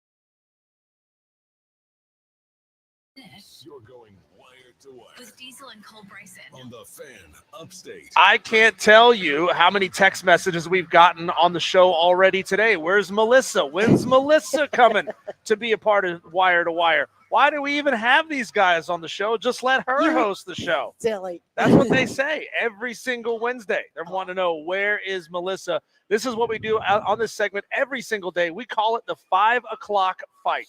3 topics, sometimes sports, sometimes not. A lot of times just life topics. Cole and I have to disagree. Normally, the Tolos get the one and only word on who wins each round of the fight, but today we bring in our special judge, Melissa Level, marketing director here for Ingles. So let's go ahead and get this thing started. Hi, everybody. It's an all-out slugfest, and nobody's leaving unscathed. 3 topics, 1 winner. It's the 5 o'clock fight on Wire to Wire with Diesel and Cole Bryson on the Fan Upstate. How you vote is you text 71307. Let us know who wins each round of the fight. Again, Cole and I have to disagree. You tell us who you side with. Let's get started now with round number 1.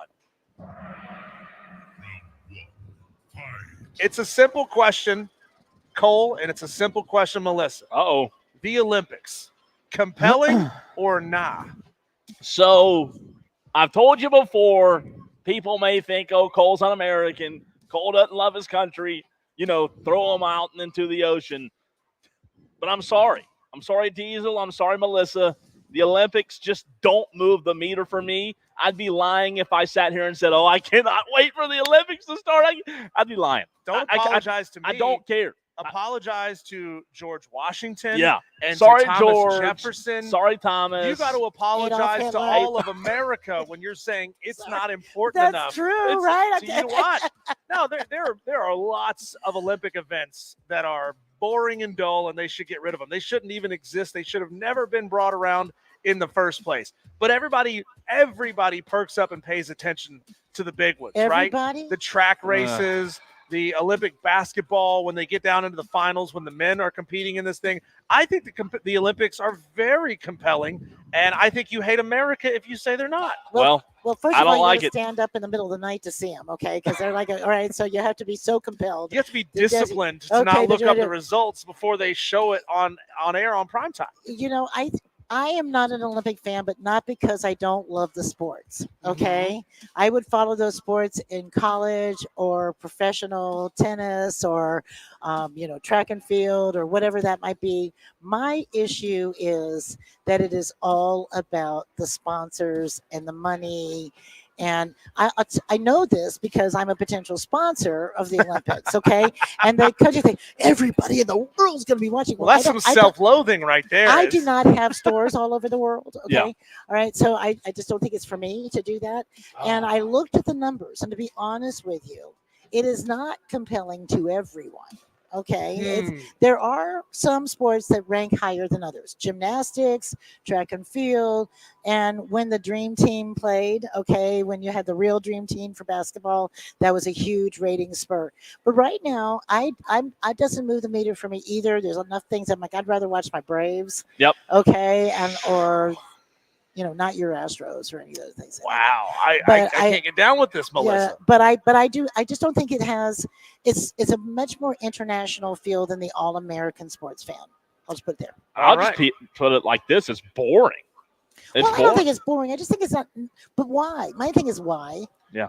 Okay, I mean, it's an awful lot of money, but with an awful lot of sponsors poured into a country we're not in. When we have a lot of problems on our own, I'm not going to get anywhere past that. It's about maintaining international relations and proving that American athletes are the best in the world. We can't go around claiming things like we're the world champion at things and then say, yeah, but we don't compete with the world. We just compete over here with ourselves. The fact of the matter is when we compete in the Summer Olympics, there's only a few sports that we really actually win. Okay, so we can't really say that we're going for the international lead on everything. And it's always a gold medal race between several countries. Got that. Understand it. I mean, I think it's fun to root for your USA team. Sure. You know what I rooted for? Hockey. Winter Olympics. Yeah. Okay. The Miracle on Ice. I mean, I'm all for that because that's the American thing. Okay. Other than that, no, it really doesn't move the needle for me. All right, Me let's either. move on to fight number 2. I think we all can agree we all love corn on the cob, Oh, right? yeah. It's Yes. delicious. But is it better if it's topped with butter or mayonnaise? Meaning like Mexican street corn Okay, I have to. or the traditional Southern corn with butter? So it is the only correct answer is I've seen some faces out there that have might be trying to sway it. But listen, I'm sorry. There's only one correct answer. Corn with mayonnaise is the only way to go. It's the Does only anybody way. have a cup? I need to barf. Okay, I got Corn with mayonnaise is the freaking absolute best. Okay, he needs to drink the coffee with the mayonnaise. No. It's not Okay, good. remember No. that. Don't do it. You're gonna don't do Corn it. with mayonnaise, there's nothing better. You don't have to worry about it melting. It adds flavor. Everybody loves I don't- mayonnaise. I don't corn trust on mayonnaise. anything, Do Cole, you that like you can bite put. into it with the mayonnaise? Yeah, and on mayonnaise gets all over your face. It? Oh, that's disgusting. Oh, it's fantastic.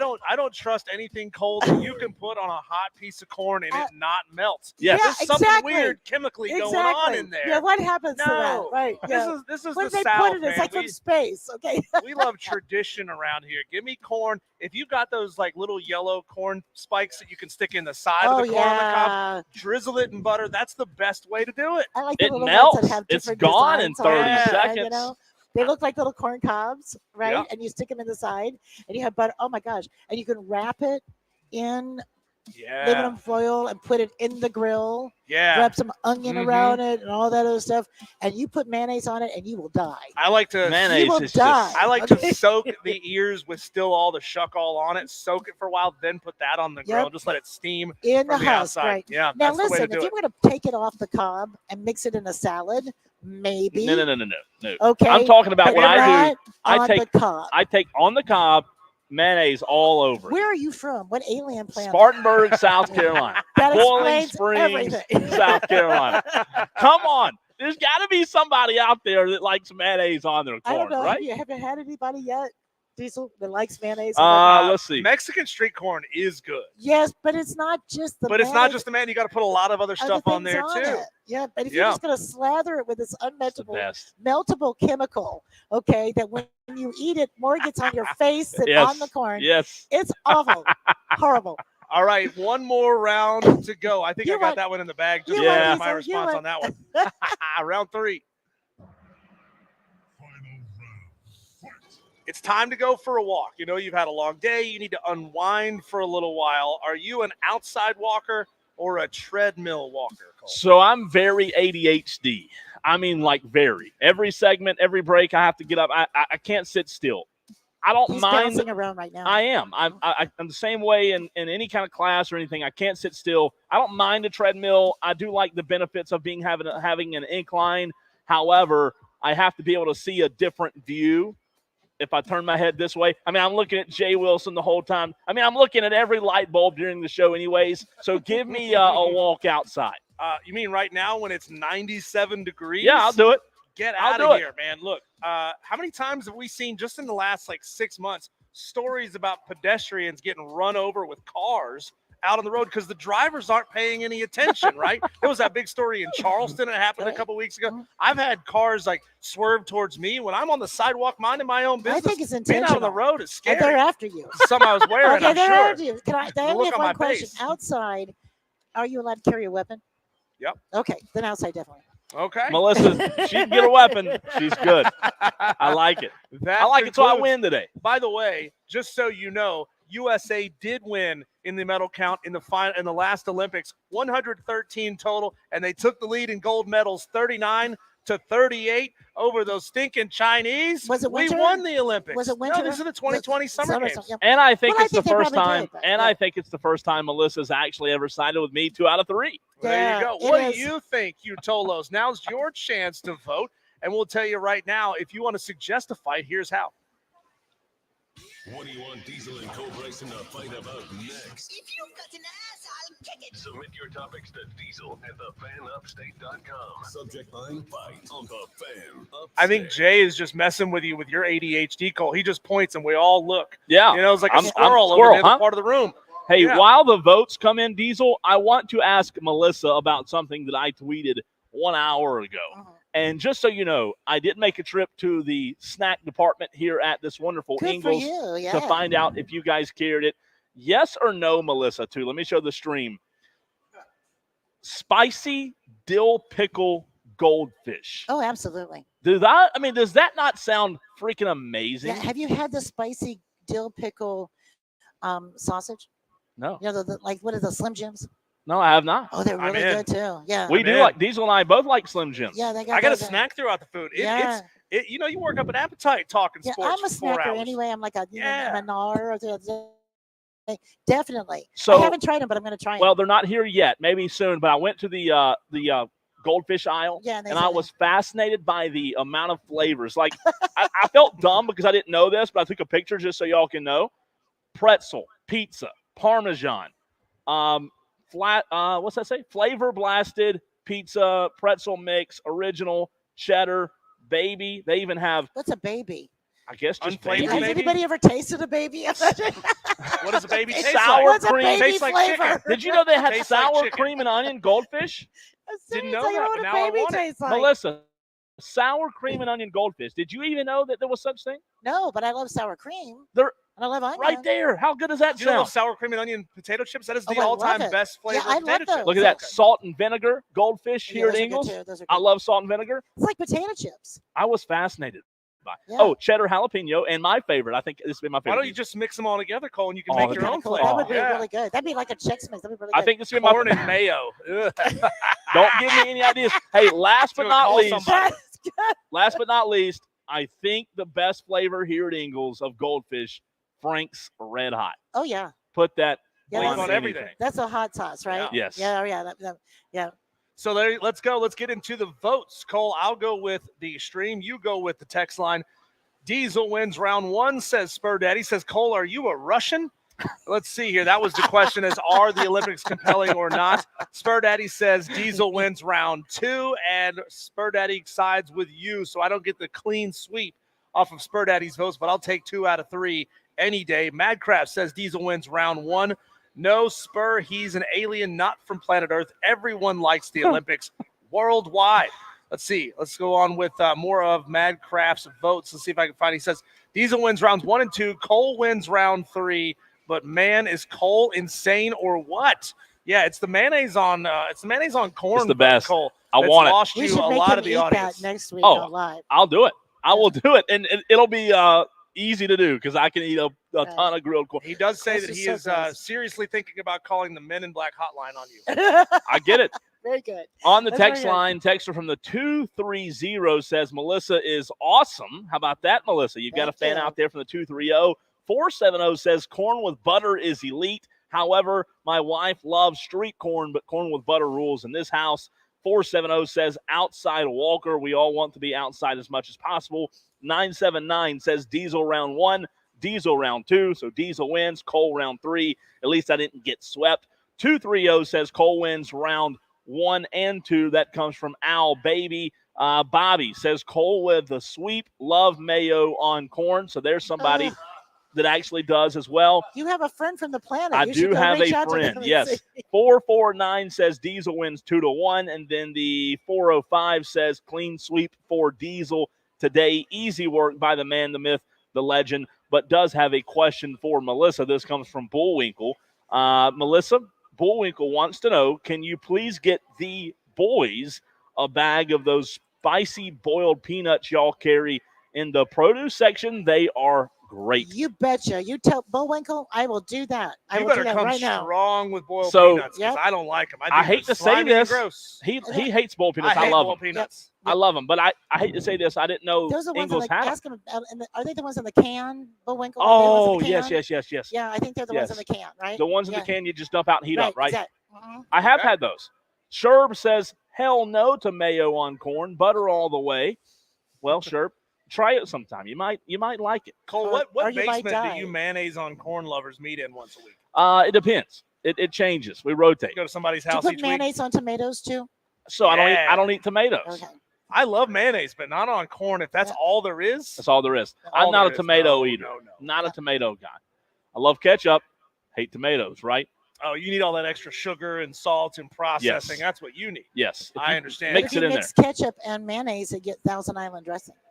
Say it again. Ketchup and mayonnaise, and you get Thousand Island dressing. Is that right? Yes. And like a Japanese restaurant, white sauce is mostly mayonnaise, right? Yeah. Yeah. I tried to make I it. don't know. But Anytime you hear the word guessing. aioli, it Or just means mixed with mayonnaise. shrimp sauce, white. Some people call it shrimp sauce, white sauce. You guys sell it here Right. as well. I try to make it. It's really hard to make. It has paprika, mayonnaise, vinegar, a couple other things. It's hard to make though. Yeah, and that's tzatziki sauce. That's mayonnaise. Tzatziki and, sauce, with yes. Cucumbers and all that stuff. So Tzatziki sauce is Great great. Y'all got stuff. me hungry now. yeah, I know. Y'all got me I'll have to go get those peanuts, and we'll do that. Thank you, Bullwinkle. We'll So I do think that. ultimately what matters here is that Diesel won the 5 o'clock fight today, right? From who? From most of I the thought people Melissa who was voted the in. only one that Did mattered. anybody really count? So Melissa, tell us who wins. You Well- be the deciding factor. We appreciate all the votes from everybody who texted in and messaged in, but who wins? Okay, but I got to tell you that I agreed mostly with Cole today. Okay, but I can't vote for anybody. Un-American No, wait, I can't so-and-sos. vote for anybody that puts mayonnaise on their So say it out loud. You win. Yes! Oh, she's a traitor. Yeah, I take that. She's a traitor. You had 2 votes for me, I just have one this for picture Diesel, of you but getting you it didn't all in like. your beard. Oh, We it's had a- fantastic. We had a listener laugh because Cole changed my mind on one of my 5 o'clock fights. He goes, Right. wait, Cole just talked you into agreeing with him. Yeah. But then I turned one of his voters against him, so I got that vote back. Yeah, you And I did. still won the whole thing. There you Melissa go. Level, you. marketing director here at Ingles Bye, everybody. Markets. Melissa, you were telling me a week or two ago about your renewed partnership with Wofford College. That's right. I know that's gonna make you very That's happy right. over there. She's a Yes, Wofford me too. Terrier graduate. Cole is as well.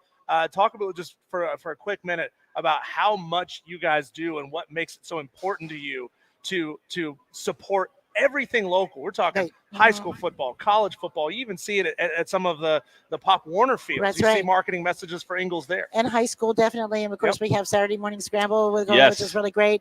No, even with the college sponsorships, the FCF School Southern Conference, we're sponsored with the Southern Conference, but then we went ahead and do the additional sponsorships with both Furman and Wofford as the official grocer. It gives us an opportunity to do our charity work through the schools. We get an opportunity to reach out to fans, and we also provide television. We're the only sponsor, and Southern Conference is the only conference in the United States that has an absolute every week 1.2 million people that can watch the SoCon Game of the Week presented by Ingles, which Ingles, contributes to. So we love doing that, and we also love being able to help and support charities with our 3 for 3, which is $3 for every 3-point, $1 for every strikeout in baseball and softball, and $100 for every field goal. So we really love that. We also have USC Upstate, UNCA. We do a lot of Big South, Gardner Webb, really all in your area. So other than just the conference play, we like going with the individual schools because that gets us really down and dirty in the actual communities. We're a community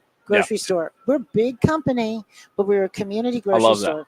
Only 7 weeks, Melissa, until high school football and Can the I first squeak? Saturday scramble. 7 weeks. That's crazy. Do you know where my Seminoles will be week 1, right? The Seminoles week 1. Gosh. Yeah, and a Hold on. little bit of a lucky charm. Oh, Notre Dame. No, they're in Ireland and they play. Oh. They play Georgia Tech in Ireland. They're That's the right. first game. Yeah. So A lot of really, Irish people living in Tallahassee, huh? no, but football's really big. Okay, they're like David Hasselhoff. They love them in Germany. But no, yeah, they did that. They really love football and the NFL, which is what the college football is trying to be, right? Always plays in different places, Yeah. And so now they're going to be playing in other countries throughout the year. So this is the first year they've done it. It's going to be going over to Ireland. I think Notre Dame may have done that maybe a couple of years ago. Yeah. Whenever there, which was a natural for that, but it is going to be fun. Georgia Tech, Florida State. It is the That's first going to be game. a long plane ride back after losing to Georgia Tech in Ireland, Melissa. You think they're going to? Excuse me. Excuse me, because I've got a parachute for you. If you would, and we'll time it right over the ocean. Get the heck out of here. Hey, by the way, Bullwinkle said, no, it's not the ones in the can. It's the Okay. ones in the bag. It's Okay. Lou Ray's boiled peanuts. Okay, and they're in the. I produce didn't know there department? was, yes, what he said, Okay, I'll go bag find 'em for boiled you. peanuts? I'm going to go find them. We got to find them. We're on a mission. I'll now. have a boiled peanut live on the air. If you can Okay, find those, okay. I will There's have no it way right they're here. already boiled, are they? I don't know. We'll have to go look. Yeah, I'll go We'll check. find them out. I'll check it out. I'm on a mission. There you We go. appreciate it, Yeah, Melissa. you'd have to maybe have some water or something. Like that. To wash Yeah. it down. Yeah, that's right. All right, coming up in the very next segment, Diesel and I will do something we've been talking about for a few weeks now. We're going to remake the sports calendar. NFL, college football, baseball, you name it, basketball. We're going to tell you when those sports should be played and remake that calendar next, right here on the Fan Upstate.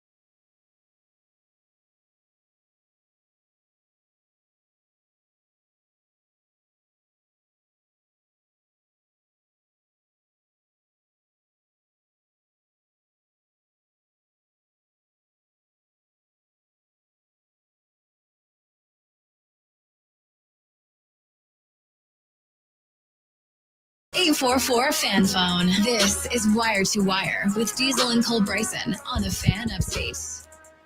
It is Wire to Wire as we are live at Ingles. I'll give you the address because if you're in the area, we'd love for you to stop by and try to take a swing and enter for your chance to win a $25 gift card. We're live at 10903 Anderson Road in Piedmont.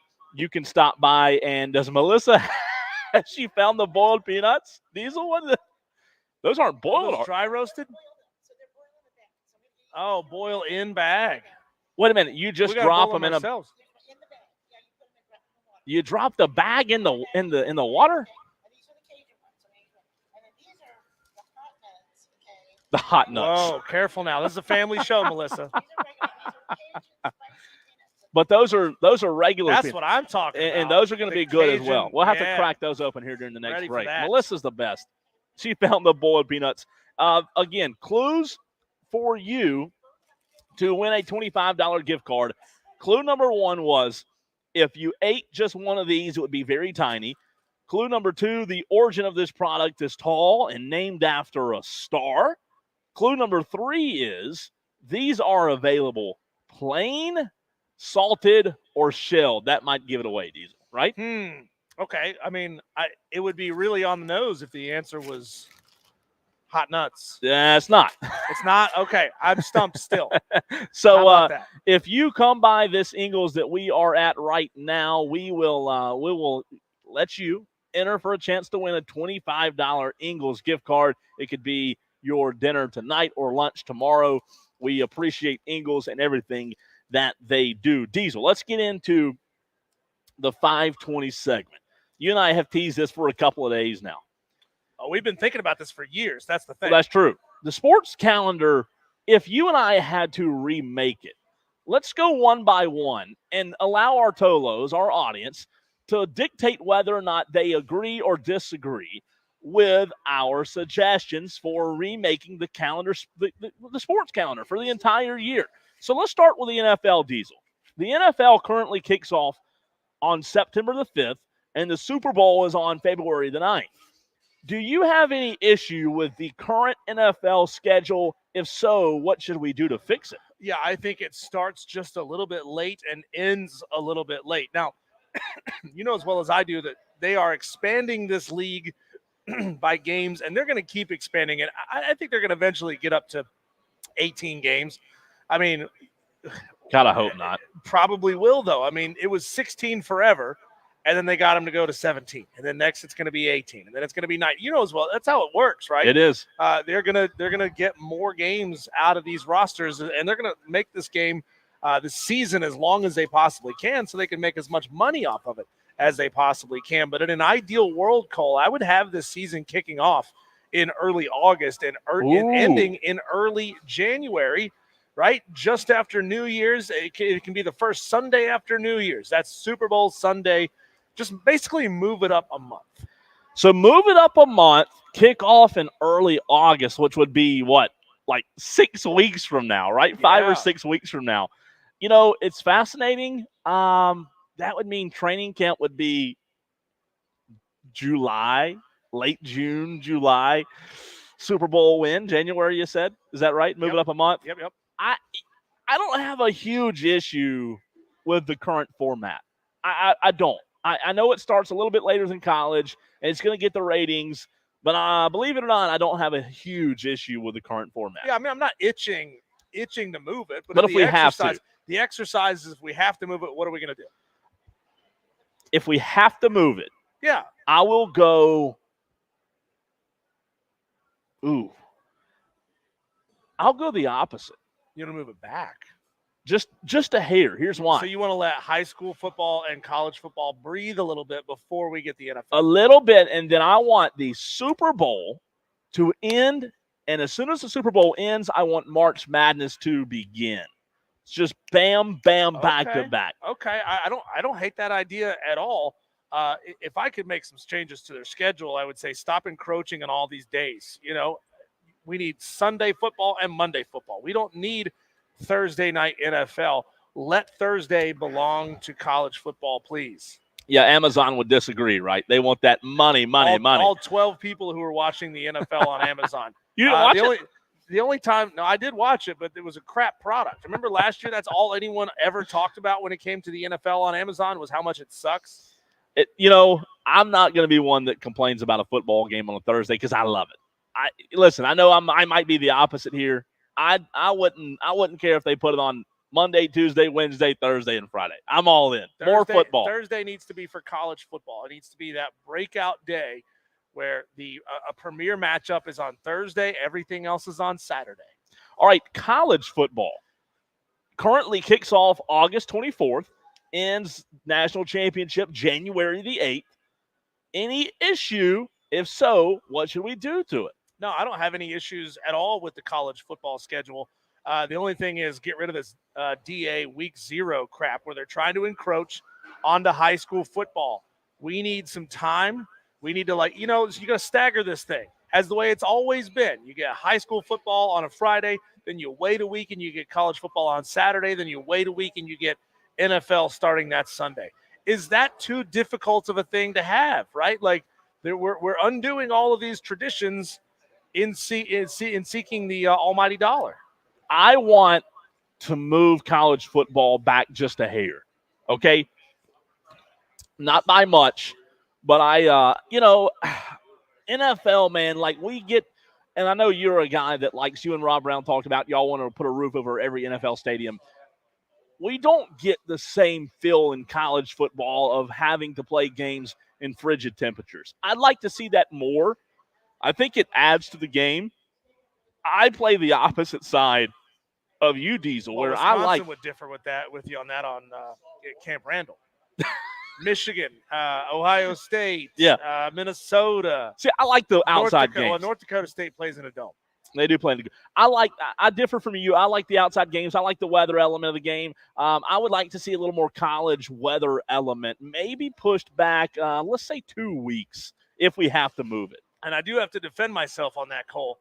I don't want all NFL stadiums to be permanently domed. I want them all to be retractable. Yeah, I like to have the ability to open it and close it. If the weather is beautiful, open it. By all means, have that thing open.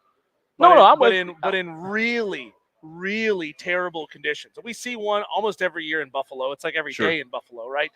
They shouldn't be playing in those conditions. Fans who are spending that kind of money, see, I love it. shouldn't be subject to those kinds of conditions. I love those conditions. I so badly want to go to a game in those conditions. You just want to watch people suffer.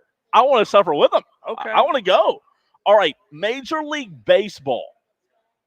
Diesel, it currently starts March the 20th and ends November the 1st, which is the whole freaking year, right? Which it's too long of a season. It needs to be cut short by about 30 games, in my opinion. Yeah, I mean, I'm with you on that. I think ending the season on November 1st, I'm fine with, right? Because the month of October is Major League Baseball playoffs. But just move the start date back by a month, shorten that season. Instead of starting it on March 20th, start it on April 20th. See, I'll go opposite with you, rather. I will go, let's bring it a little closer to the start of March, start it earlier, and then let's finish earlier so that they actually get their flowers and people in the South actually watch baseball World Series instead of college football. Because let's be honest, if the World Series is on at the same time as Texas versus Georgia, I'm sorry, but I'm not watching the World Series unless the Braves are in it. So I say move it up a little bit. You want to finish it around the end of September. I think end of September. I'm very noticing early. You just want everything to get out of the way of college football, don't you? Yeah, basically. yeah, pretty much. Yeah, pretty much. Quit trying to reinvent the wheel. Pretty much. The NBA is the world's worst at that, right? I know that's next on the list. Yes, it is next on the list.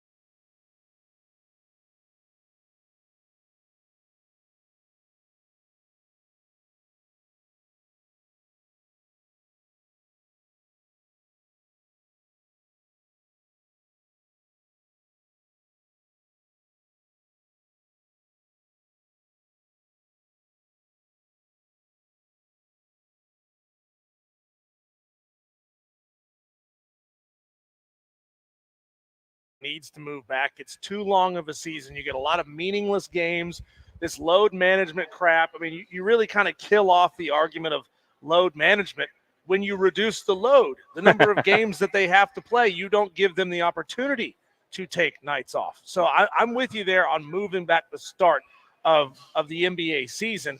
That said, Cole, it could even go a little bit longer, right? Like we could be ending the NBA playoffs right about now or in early July. I'm Sure. totally down with that. College basketball. I know this is not going to be the what we're supposed to do here. November Diesel ends in April.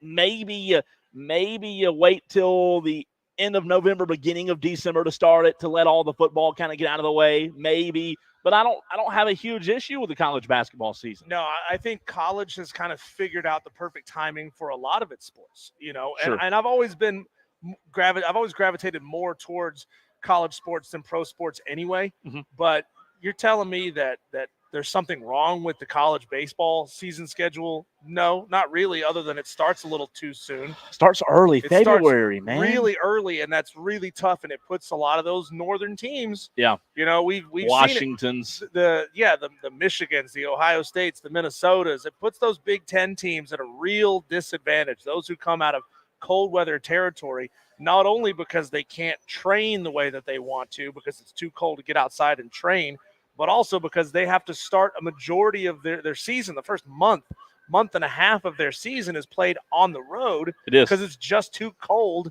to play in their home stadiums, and that puts them at a disadvantage. I like the ending. I like the ending of it where it is for college baseball. Last week or Monday, June 20th or something like that for the ending. I don't have an issue with that. I do agree with you though that Southern schools are always going to be better at baseball because of where they are, right? Sure. It's a, I guess you say it's an unfair disadvantage, but I mean, what do you do? I mean, you move can't. the season back. You move the season back by a month. So you have it ending in July? Yeah. Wow. They'd still be playing the College World Series. They'd be playing the Supers right now. Be hot. It would be. 97. It would be. But I don't love anything that, by its very nature, kind of puts half of the sport at a disadvantage. Yeah, I get it, and it really does suck. But I guess if you're a baseball recruit, don't go play up north. but that's kind of my point there, right? I mean, yeah. You see these teams like Tennessee and Texas, all the SEC teams that made the College World Series and made it into just the regional round. They all were running this like mid 30s, 40 something wins over the regular season. And they certainly have the advantage because they play a huge chunk of their out of conference schedules at home in their home parks. And that home field advantage really, really matters. All right. One more. NASCAR. It starts in February, ends in November.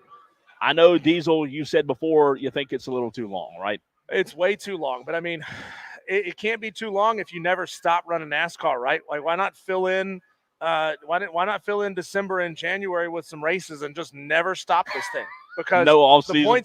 The point structure doesn't make any sense. Stopping to do stages here and there doesn't make any sense. I mean, why not just go full silly with it and race every single weekend the entire year round? So I'll tell you this. I don't have an issue with it. I have no change for me. I have no issue with it.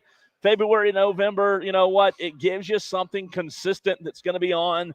You know it. You kind of expect it to be there.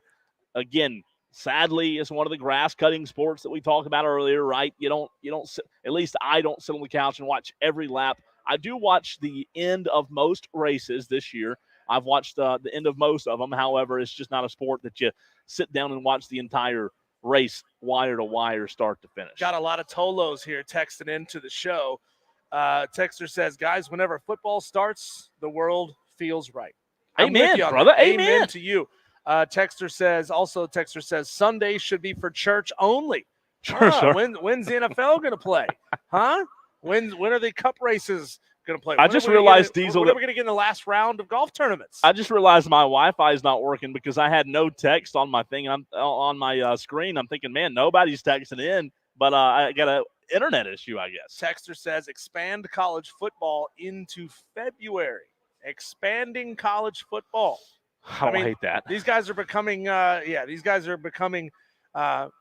employees of the universities anyway.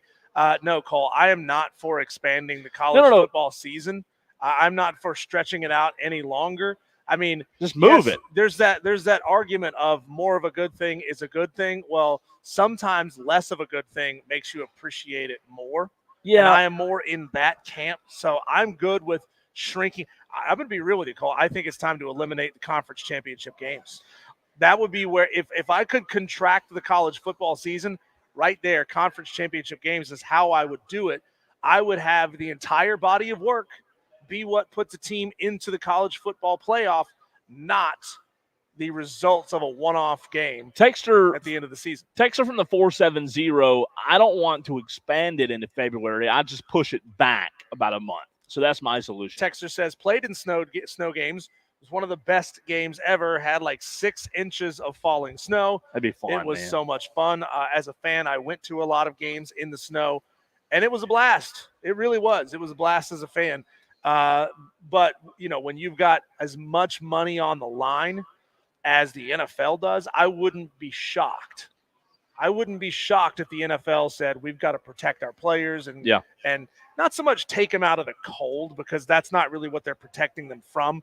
It's more of the extremely icy games. I love it. Where you have the opportunity to injure yourselves. Okay.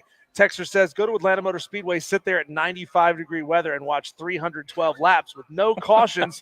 Then you'll be a fan of the stage breaks. Texter, it's like you forget that's what NASCAR was before the stage breaks. Fans showed up in droves. They sold these places out. They didn't need no stage breaks, you mamby-pambies. What do you need? A water break? You want somebody to come out and give you some milk so you can cool off between stages? No, it's friggin' NASCAR. Sit outside in the heat and deal with it. The only pushback that I've received from friends of mine on the stages are the restarts provide the best racing. And when somebody has a 3-second lead and they have a 3-second lead for the majority of the race, it's no fun to watch. Yeah, but you've worked your ass off to build a 3-second lead, and then NASCAR says, yep, we're just going to take that away from you. Well, I mean, I get it. And, the All-Star race, they used to flip remember they used to flip but that's not a points race. That's not a point. That is an exhibition. That's not a points race. So I don't like taking something that somebody built on their own and then just taking it away to make it more interesting for the fans who are watching. Yeah, I see both sides. I get it. I see both sides. Hurricane Jeff says, for college baseball, I would start closer to the end of February. And when it comes to the finals, instead of Omaha, let's see what the rest of the text said there from Hurricane Jeff. Pick some sites similar to college football, bowl games, perhaps do professional stadiums with the finals being in Omaha. That's interesting. Hey, when we come back, Cole, let's talk about blowouts. Oh man, not your daughter who is still in diapers and blew one out. I'm talking about big time wins. How do we define a blowout, and why is it different in my mind? What constitutes a blowout at different levels of football? We'll talk about that next, right here on 97.7 FM in Greenville, 97.1 in Spartanburg, and everywhere you are on the free Odyssey app.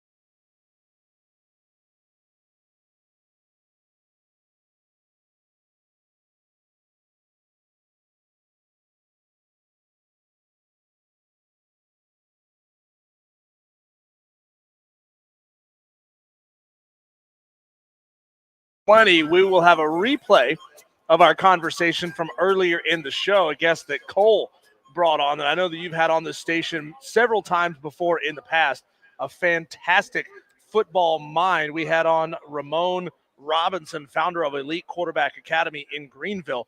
He has worked with some of the biggest names in college football who have come through the upstate: Lenora Sellers, Grayson Loftus, Trent Pierman, Kelly Bryant, Chad Kelly, Deshaun Watson, several more. You're going to be fascinated to hear that conversation that we had with him earlier. Going to bring that back to you at around 6:15. But Cole, with the last couple of minutes in this hour, I want to talk about something that it's like a sliding scale in football, right? I need one of those. When we what? A sliding scale that goes down in weight when I get on it. Yeah. Why is it, and what is it? Let's see if we can define in this segment, Cole, what is a blowout at each level of football? Because you're telling me they're different? I do think the answer is different, right? Like, think about this. A 14-point win in college football feels different from a 14-point win in the NFL, right? Sure. In the NFL, we see a lot more low-scoring, tighter football games. And in high school football, we see these huge disparities in the amount of talent on a team. Yeah. The people who are watching on the stream are watching me swipe at a bug that's just flying around my head over here. But, you know, there can be a huge disparity in talent at the high school level, and sometimes all it takes is an elite quarterback wide receiver combo or an elite running back, and all of a sudden, boom, you got a team that's scoring 50, 60, 70 points in a game. So I want to look at this level by level, Cole, and see if we can come to an agreement on what a blowout is, because I think fans use that term a lot, but it's just sort of a general term, right? Like a feeling about a game that really wasn't all that close to begin with. And I want you, Tolos, to jump in the text line, 71307. Start your text with keyword fan or comment on the stream on Facebook, on Twitter, or on YouTube. What would you say, point differential, point spread-wise, is a blowout at each level of football? I'm going to make my argument. Cole's going to make his. Maybe we agree, maybe we don't.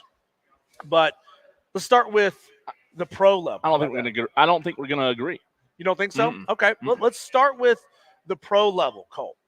So I think anything 17 points or more is a flat blowout. That is a non-competitive game in the NFL.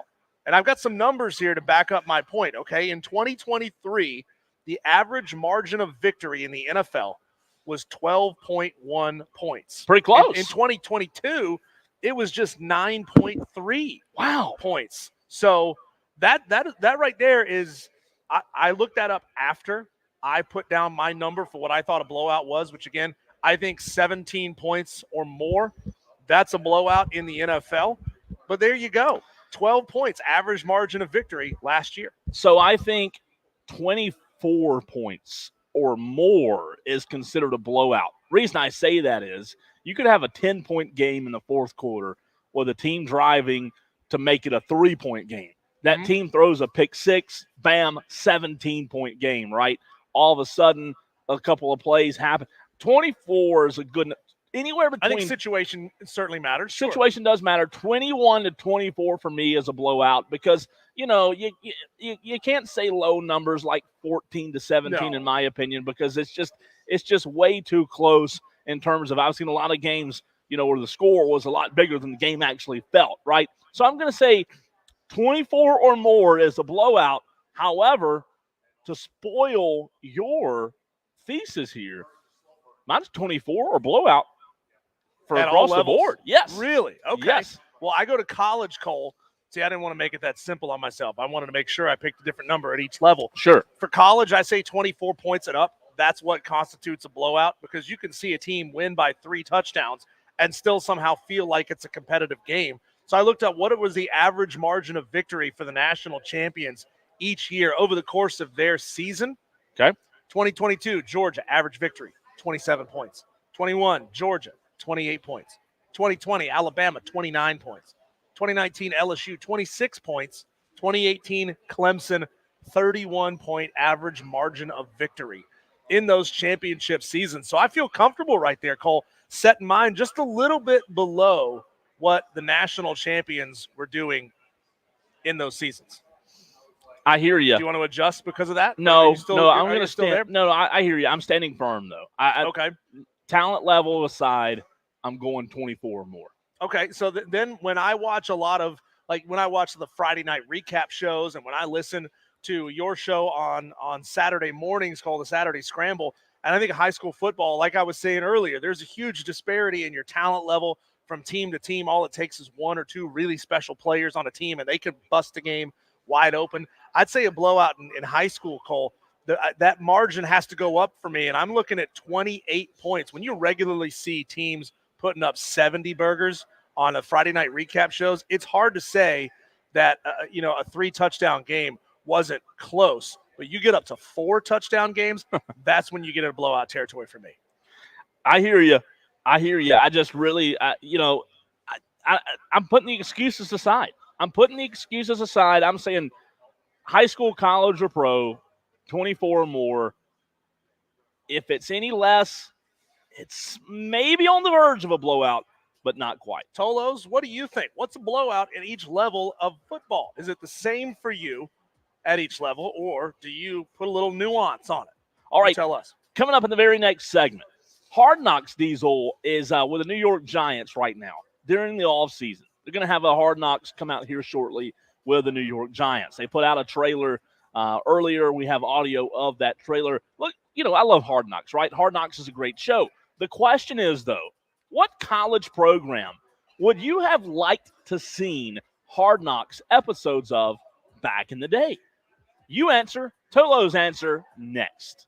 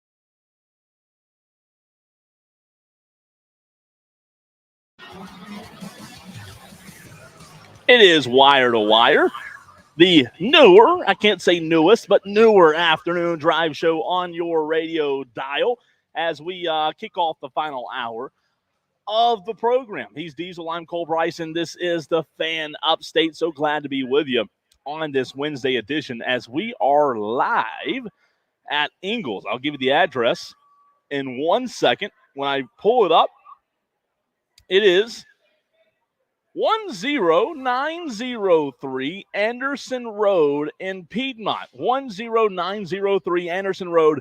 If you're nearby, you have one more hour to swing in, and you can win a $25 Ingles gift card. I'll give you clue number 4. I've already given you the first 3. The first one was, if you ate just one of these, it would be very tiny. Clue number 2, the origin of this product is tall and named after a star. Clue number 3, they are available plain, salted, or shelled. I gave you that clue a moment ago.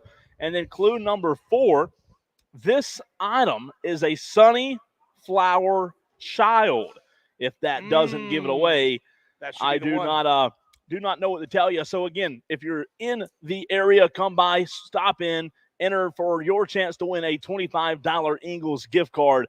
We will be here until 7.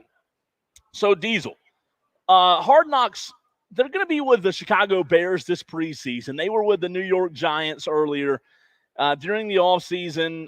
I love Hard Knocks. Hard Knocks goes into, it gives us fans a viewpoint that we don't normally get from an NFL team. But I was looking at some Hard Knocks information earlier today, and I asked myself the question, and I want to ask you,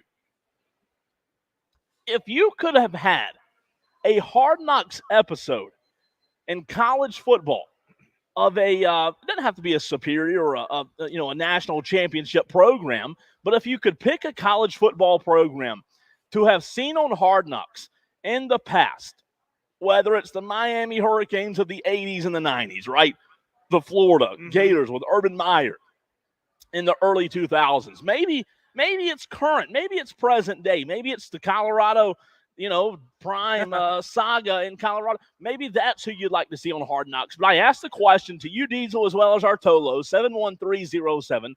Start your text with the word fan. We're also live on Twitter, Facebook, and YouTube. You can chime in there as well. What do you think the best Hard Knocks episode, college edition, would have been? And tell me why it's the Miami Hurricanes. I mean, can you say any one episode would have been better than that? Yeah, I mean, you're talking not just one Coach Prime. You're talking a bunch of primes running around all over that screen. That would be a really fascinating one. Of course, just for the sheer number of personalities that were running around that program in the 80s and the 90s. You could certainly say the same thing about Florida State in the 90s. That would be a really fascinating Hard Knocks to watch. It would be really good. Bowden, is that what you mean? Kind of Bobby Bowden era? Yeah, when Florida State was on their run, that would be really interesting to watch. But Cole, I'm going to go a little unconventional here on you. Okay. And instead of just making this a spectacle, because, I mean, we got Last Chance U, that was a spectacle. I would want to know, I would want to go deep into North Dakota State and how a program at a small school like that, I love that answer, able to continue and still is as dominant as they have been. I mean, they rattled off how many national championships in the late 2000s, early 2010s, and they're still doing it. Sure. I mean, they are just elite in a place like Fargo, where you got to bring your own blowtorch to get into your car every single day to melt the ice off of the hinges. True, yeah. To be able to get in. How does a program like that do it at that level year in and year out? Maybe they were way ahead of the NIL game. It was just too cold to go investigate. How much would you have to get paid to go play in Fargo? Well, I mean, show me the money, right? Right. Texter from the 371 says, this is fat paid, by the way. Oh, there's only one acceptable answer here. That Tebow Florida team, and I need a mic on Hernandez at all times. Oh, okay. Oh, boy. I don't know if you want that, do you? There was that Florida Gator documentary that came out, a year ago or something. One of like the best documentaries I've ever watched. What was it Florida. called? I can't remember off the top of my head. It's on Netflix, right? Swamp Kings. Yes. Swamp Kings. Yeah, incredible that was a really documentary. That's what I mean, though. More. You wish you could more see this live and in documentaries. person, Yeah, right? more documentaries like that would go in. I mean, you talk about the Miami Hurricanes documentary. If that was a Hard Knocks, I don't know that it could be on TV, right? Like, could they show the things that really happened? How do you have a show if you've got to censor literally every moment? Every word. Texter from the 470 says Hard Knocks is a cursed show. Almost every single team that's been on it has had bad seasons. It doesn't seem like they, for whatever reason, do good teams, do they? You're also on it because you sucked the year before. Right. You were a bereft team the year before. So are you shocked that the worst team in the league suddenly isn't the best team in the league after being on Hard Knocks? How about the Vince Young era at Texas? You know, That maybe that would be fascinating. Or the even Pete Carroll era at Southern Cal. Well, that's where I was going. Reggie Bush, right? Yeah. We talked about a couple of months ago the Heisman Trophy, getting Reggie Bush getting the Heisman back. How about that entire saga having a Hard Knocks episode of Reggie Bush and what happened at USC? Madcraft, what did he say? Madcraft says they only let champions in the building at Miami. Ain't got time for your silly cameras. Let champions in past tense, right? Past tense there, Madcraft. Yeah. T Swizzle says, how about South Carolina during the Garcia years? Been fascinating. Would have been absolutely fascinating. I would love and Spurrier. Can you imagine Steve Spurrier on Hard Knocks? Like, that would be must-see TV, right? Here's a really good one. I like this one from Madcraft. He says Penn State the year after Sandusky. Oh, wow. I didn't think about that. Watching a program like that try to recover and just be reeling from what they had just gone through, that would have been really fascinating as well. That would have been. You know, it'd be kind of like, I would imagine it'd be kind of like watching the movie We Are Marshall and because there's no documentaries from that era of Marshall. That would be a really fascinating one as well. What about really painful to watch a program like that try to pick up the pieces? What about Jameis at Notre Dame? I mean, at Florida State. Jameis Winston's era at Florida State. I think that would be highly entertaining in terms of having Hard Knocks cover that run, because it was one of the best runs ever. I mean, it was fascinating. My craziest memory, Diesel, ever of Jameis's run was him coming into Death Valley. It was a college game day. I got there with some buddies at like 5 a.m., right? And it was a night game. We were there from like 5 a.m. until midnight. And it was the time where Clemson was kind of hanging their hat on the loudest stadium. You know, they had the decibel meter, and they were really good. Clemson was really good. Jameis Winston comes in, Diesel, and just absolutely runs shop. And by halftime that night, that game, it was mostly Florida State fans as Jameis Winston just lit Clemson's defense up. That would have been fascinating to see Hard Knocks with him. You know, Hard Knocks always follows one program or one team for a year. What if you could follow one player for a couple of seasons and really be watching what was going on with Randy Moss? Just one player. In his time at Notre Dame, and then at Florida State, and then at Marshall. Been fascinating. And being in jail. Can Hard Knocks go into penitentiaries? I mean, if they made a big enough donation to the county law enforcement department, I'm sure they would let them. Brandon asked, how about 2007's Hawaii team with Colt Brennan? No really interest for me for Hawaii.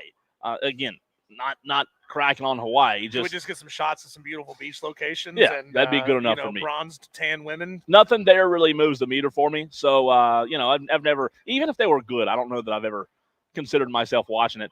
But it's fascinating to think about because they've only gone pro. You know, Hard Knocks has been pro. And I do think that there is, Diesel, before we hit a break, I think there are plans for Hard Knocks to come into the college game. You know, the NIL and players being played, I would imagine had something to do with Hard Knocks not being allowed to film and pay college. I don't know how that works. I don't know in the NFL who receives revenue from that. or if it's if it's even a situation where a team receives. I don't know. It's a great, it'd be a fascinating thing to look at. But I have seen that they are looking at coming into college. T Swizzle says, or ask rather on the stream, have y'all ever seen the Money Manziel documentary? Yes, that's a. Have you seen that, Diesel? I have. Very, very good documentary with Johnny Manziel. But the Swamp Kings at Florida, that one's my So we favorite. get a Hard Knocks about SMU right after they went into the death Oh, penalty. that's a good one. Good one. Or any season immediately after they brought that program back.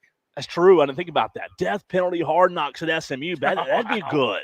Wow, Yeah. that might be at the top of the list. I think it might be just the coach sitting there just using one of those old-fashioned little paddleboard games. The one that's it's got a little bungee cord and a rubber ball on it, just sitting there, whap, whap, whap, whap, whap, for 2 years, waiting to bring that program back. All right, we had a fantastic conversation in hour number 2 of the program. We're going to have that for you next. In case you missed it, we talked to Ramon Robinson. He is a Greenville guy right here in the upstate, founder of Elite Quarterback Academy, good friend of mine, friend of the station. Love catching up with him, and we caught up with him for a lengthy interview that's fascinating. It will not bore you. If you like football, if you like high school football, college football, this interview will be right up your alley. He is Ramon Robinson next right here on the Fan Upstate.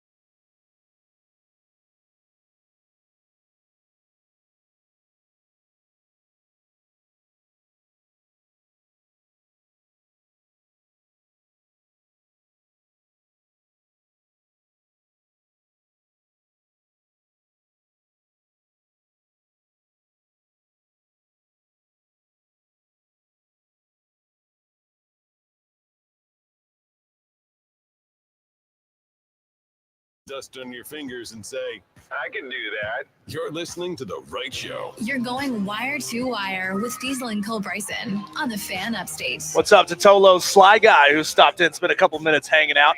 I mean, he left out of here with a haul. Heck I'm yeah. telling you, we set you up. You come by and see one of our live shows at an Ingles Market, you're going to walk away with a hat, a T-shirt. I mean, heck, we had an autographed Carolina Panthers mini helmet to give away. I mean, he got set up. That's what happens when you come out and see us here at Ingles. That's true. Come on now. We're going to be back out in 2 weeks. Give us a second. We'll find out what that store address is coming up here in 2 weeks' time, Cole. But before we get to the end of show number 66 here on the Fan Upstate, it's time to take you around the sports world with our Daily Wires. They don't call them the best in the business for nothing. By the way, it's the Ingles Markets on 429 East Main Street in Liberty 2 weeks from today. There you go. 429 East Main Street in Liberty. The Atlanta Braves play an early game today, trying to get you a score on that game. That one first 6-2. 6-2. Thanks, Brandon. Was that a final? Yep. 6-2 final in the first game. They will play a second game this afternoon. 7:15 first pitch on that game. The Phillies lost yesterday to the Tigers, so the Braves have now pulled to within 7.5 games back. Yesterday, South Carolina picked up a commitment from quarterback Cutter Woods out of Westside High School, and also lost the commitment of a 4-star quarterback, London Duckworth, who's coming out of Alabama, who had been committed to the South Carolina Gamecocks since August 2023. I wasn't trying to put Cutter Woods on the spot yesterday when I asked him the question, what does commitment mean to you? But, he told us something that I think is a sentiment that's going to be echoed by a lot of high-level recruits right now, Cole, is he said this is a business decision, and the business decision lasts as long as it is a good business decision for me. Clemson outfielder Nathan Hall has committed to rival South Carolina. He played in just 12 games with 22 at-bats and a .227 average for the Tigers this past year. It sucks to lose a transfer to your rival, but he didn't play an awful lot for the Tigers, so it doesn't hurt quite so bad. The NBA draft begins tonight. The Atlanta Hawks have the number 1 overall pick. The Charlotte Hornets have 2 picks this evening. I know they've got the number 6 pick. Don't know what the second pick is, but we'll know tomorrow and have a little more information on how much better the Charlotte Hornets got in the NBA draft. The Brooklyn Nets made a huge deal yesterday, Cole, sending Mikal Bridges to the Knicks. Yeah. We had some fantastic audio yesterday from former Texas A&M coach Jim Schlossnagle, who had just taken his team to the College World Series and lost to Tennessee in 3 games. He undressed a reporter, basically gave him the who do you think you are, how dare you talk, when he asked him about this job that he was potentially going to take. And he then issued an apology saying, maybe I was a little bit out of line for jumping down that reporter's throat the way that he did. This is not the first time Jim Schlossnagle has done this, by the way. He was at TCU, told a reporter that he was absolutely not interested in the Texas A&M job, and then what? Goes to Texas A&M. And then he tells the reporter, I'm definitely not interested in any other jobs, and then what? Goes to Texas. Imagine that. So I'm noticing a bit of a pattern here. And you had a fantastic drop yesterday, Cole, saying if you're a Texas fan and you hear that guy doing that to a team, you're saying to yourself, I absolutely don't want this guy coaching at my school. Yeah. No, it's a bad look. At least he did issue the apology. It helps a little bit, but still, him just calling the reporter out like that, kind of bush league in my opinion. Claiming he was in an emotional state and yada, yada, yada. Cole, you have that audio that you were looking for earlier. Yeah, so I wanted to get to this audio to end the show. John Smoltz, who we all know and love, said this when being asked about Tommy John and what the MLB should do to fix the ongoing issues and cases of elbow injuries in the MLB, and I find this fascinating. Here's what John Smoltz had to say.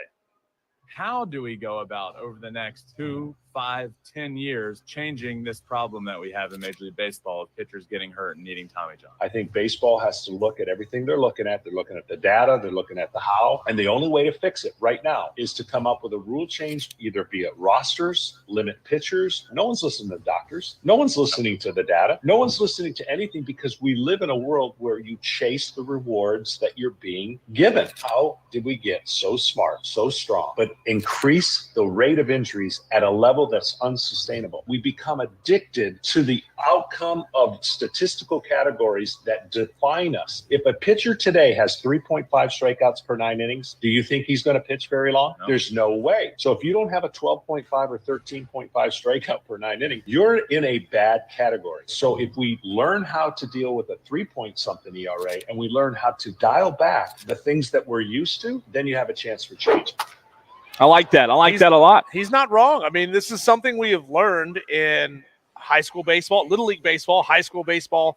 Why are we not applying those same principles to Major League Baseball? You are putting way too much stress and strain on these pitchers. You're focusing on statistical categories more than wins and losses. Well, these pitchers are chasing it. Look, pitching is insanely good right now. We've put so much emphasis on velocity, and we've put so much emphasis on ERA in Major League Baseball. Not just Major League Baseball, but in baseball in general. And that's kind of what he's talking about. And I agree. I mean, like, if that's what we're going to focus on, you can't say, well, we're not going to have injuries. It's going to be a part of it. So we've got to understand as pitchers and baseball coaches, those things aren't as important as your best pitchers not having these injuries. And hey, having ERAs up there in the 3s, 4s, and 5s isn't necessarily a bad thing. More runs are going to be scored, and you're going to have a more enticing and entertaining brand of baseball when you have pitchers throwing 3, 4, 5 ERAs. What do we see in the College World Series, Cole?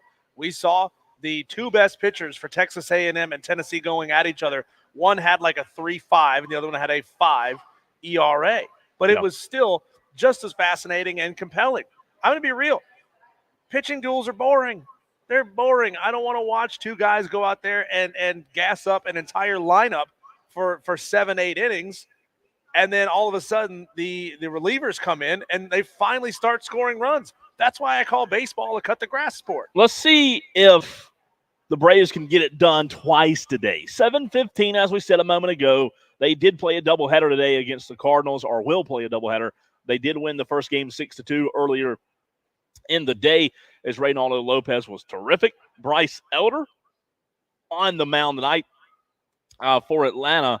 Let's see. I'm trying to pull up game 1 of the day, Diesel, and see what happened. Oh, Braves put up a 4 spot in the second inning. Some guys like Jared Kelenic, put on the clinic, right? Zach Short was fantastic today.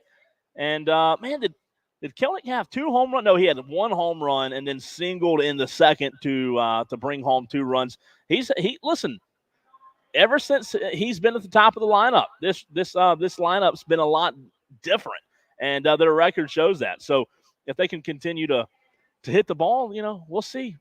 Probable pitchers here for the second matchup: Bryce Elder for Atlanta, and then Liberator for St. Louis. Both of those guys, as we were talking about there with Smoltz, have a +4 ERA. To continue on with our daily wires here, the city of Jacksonville, the city council just voted 14-1 to approve a $1.4 billion renovation package for Everbank Stadium. Compare that, Cole, to the $1.5 billion the president of France committed to cleaning up the Seine River, and the Parisians and people of France protested. Yep. Yet nobody in Jacksonville is protesting. Why? Because it's football. They got their money. They're about to go big or go home. Speaking of go big or go home, NBA draft tonight. We'll have our reaction tomorrow. The Atlanta Hawks pick first. And as Diesel said a moment ago, the Charlotte Hornets are 6th. You'll hear our reaction live tomorrow. He's Diesel. I'm Cole Bryson. This is Wire to Wire on the Fan Upstate.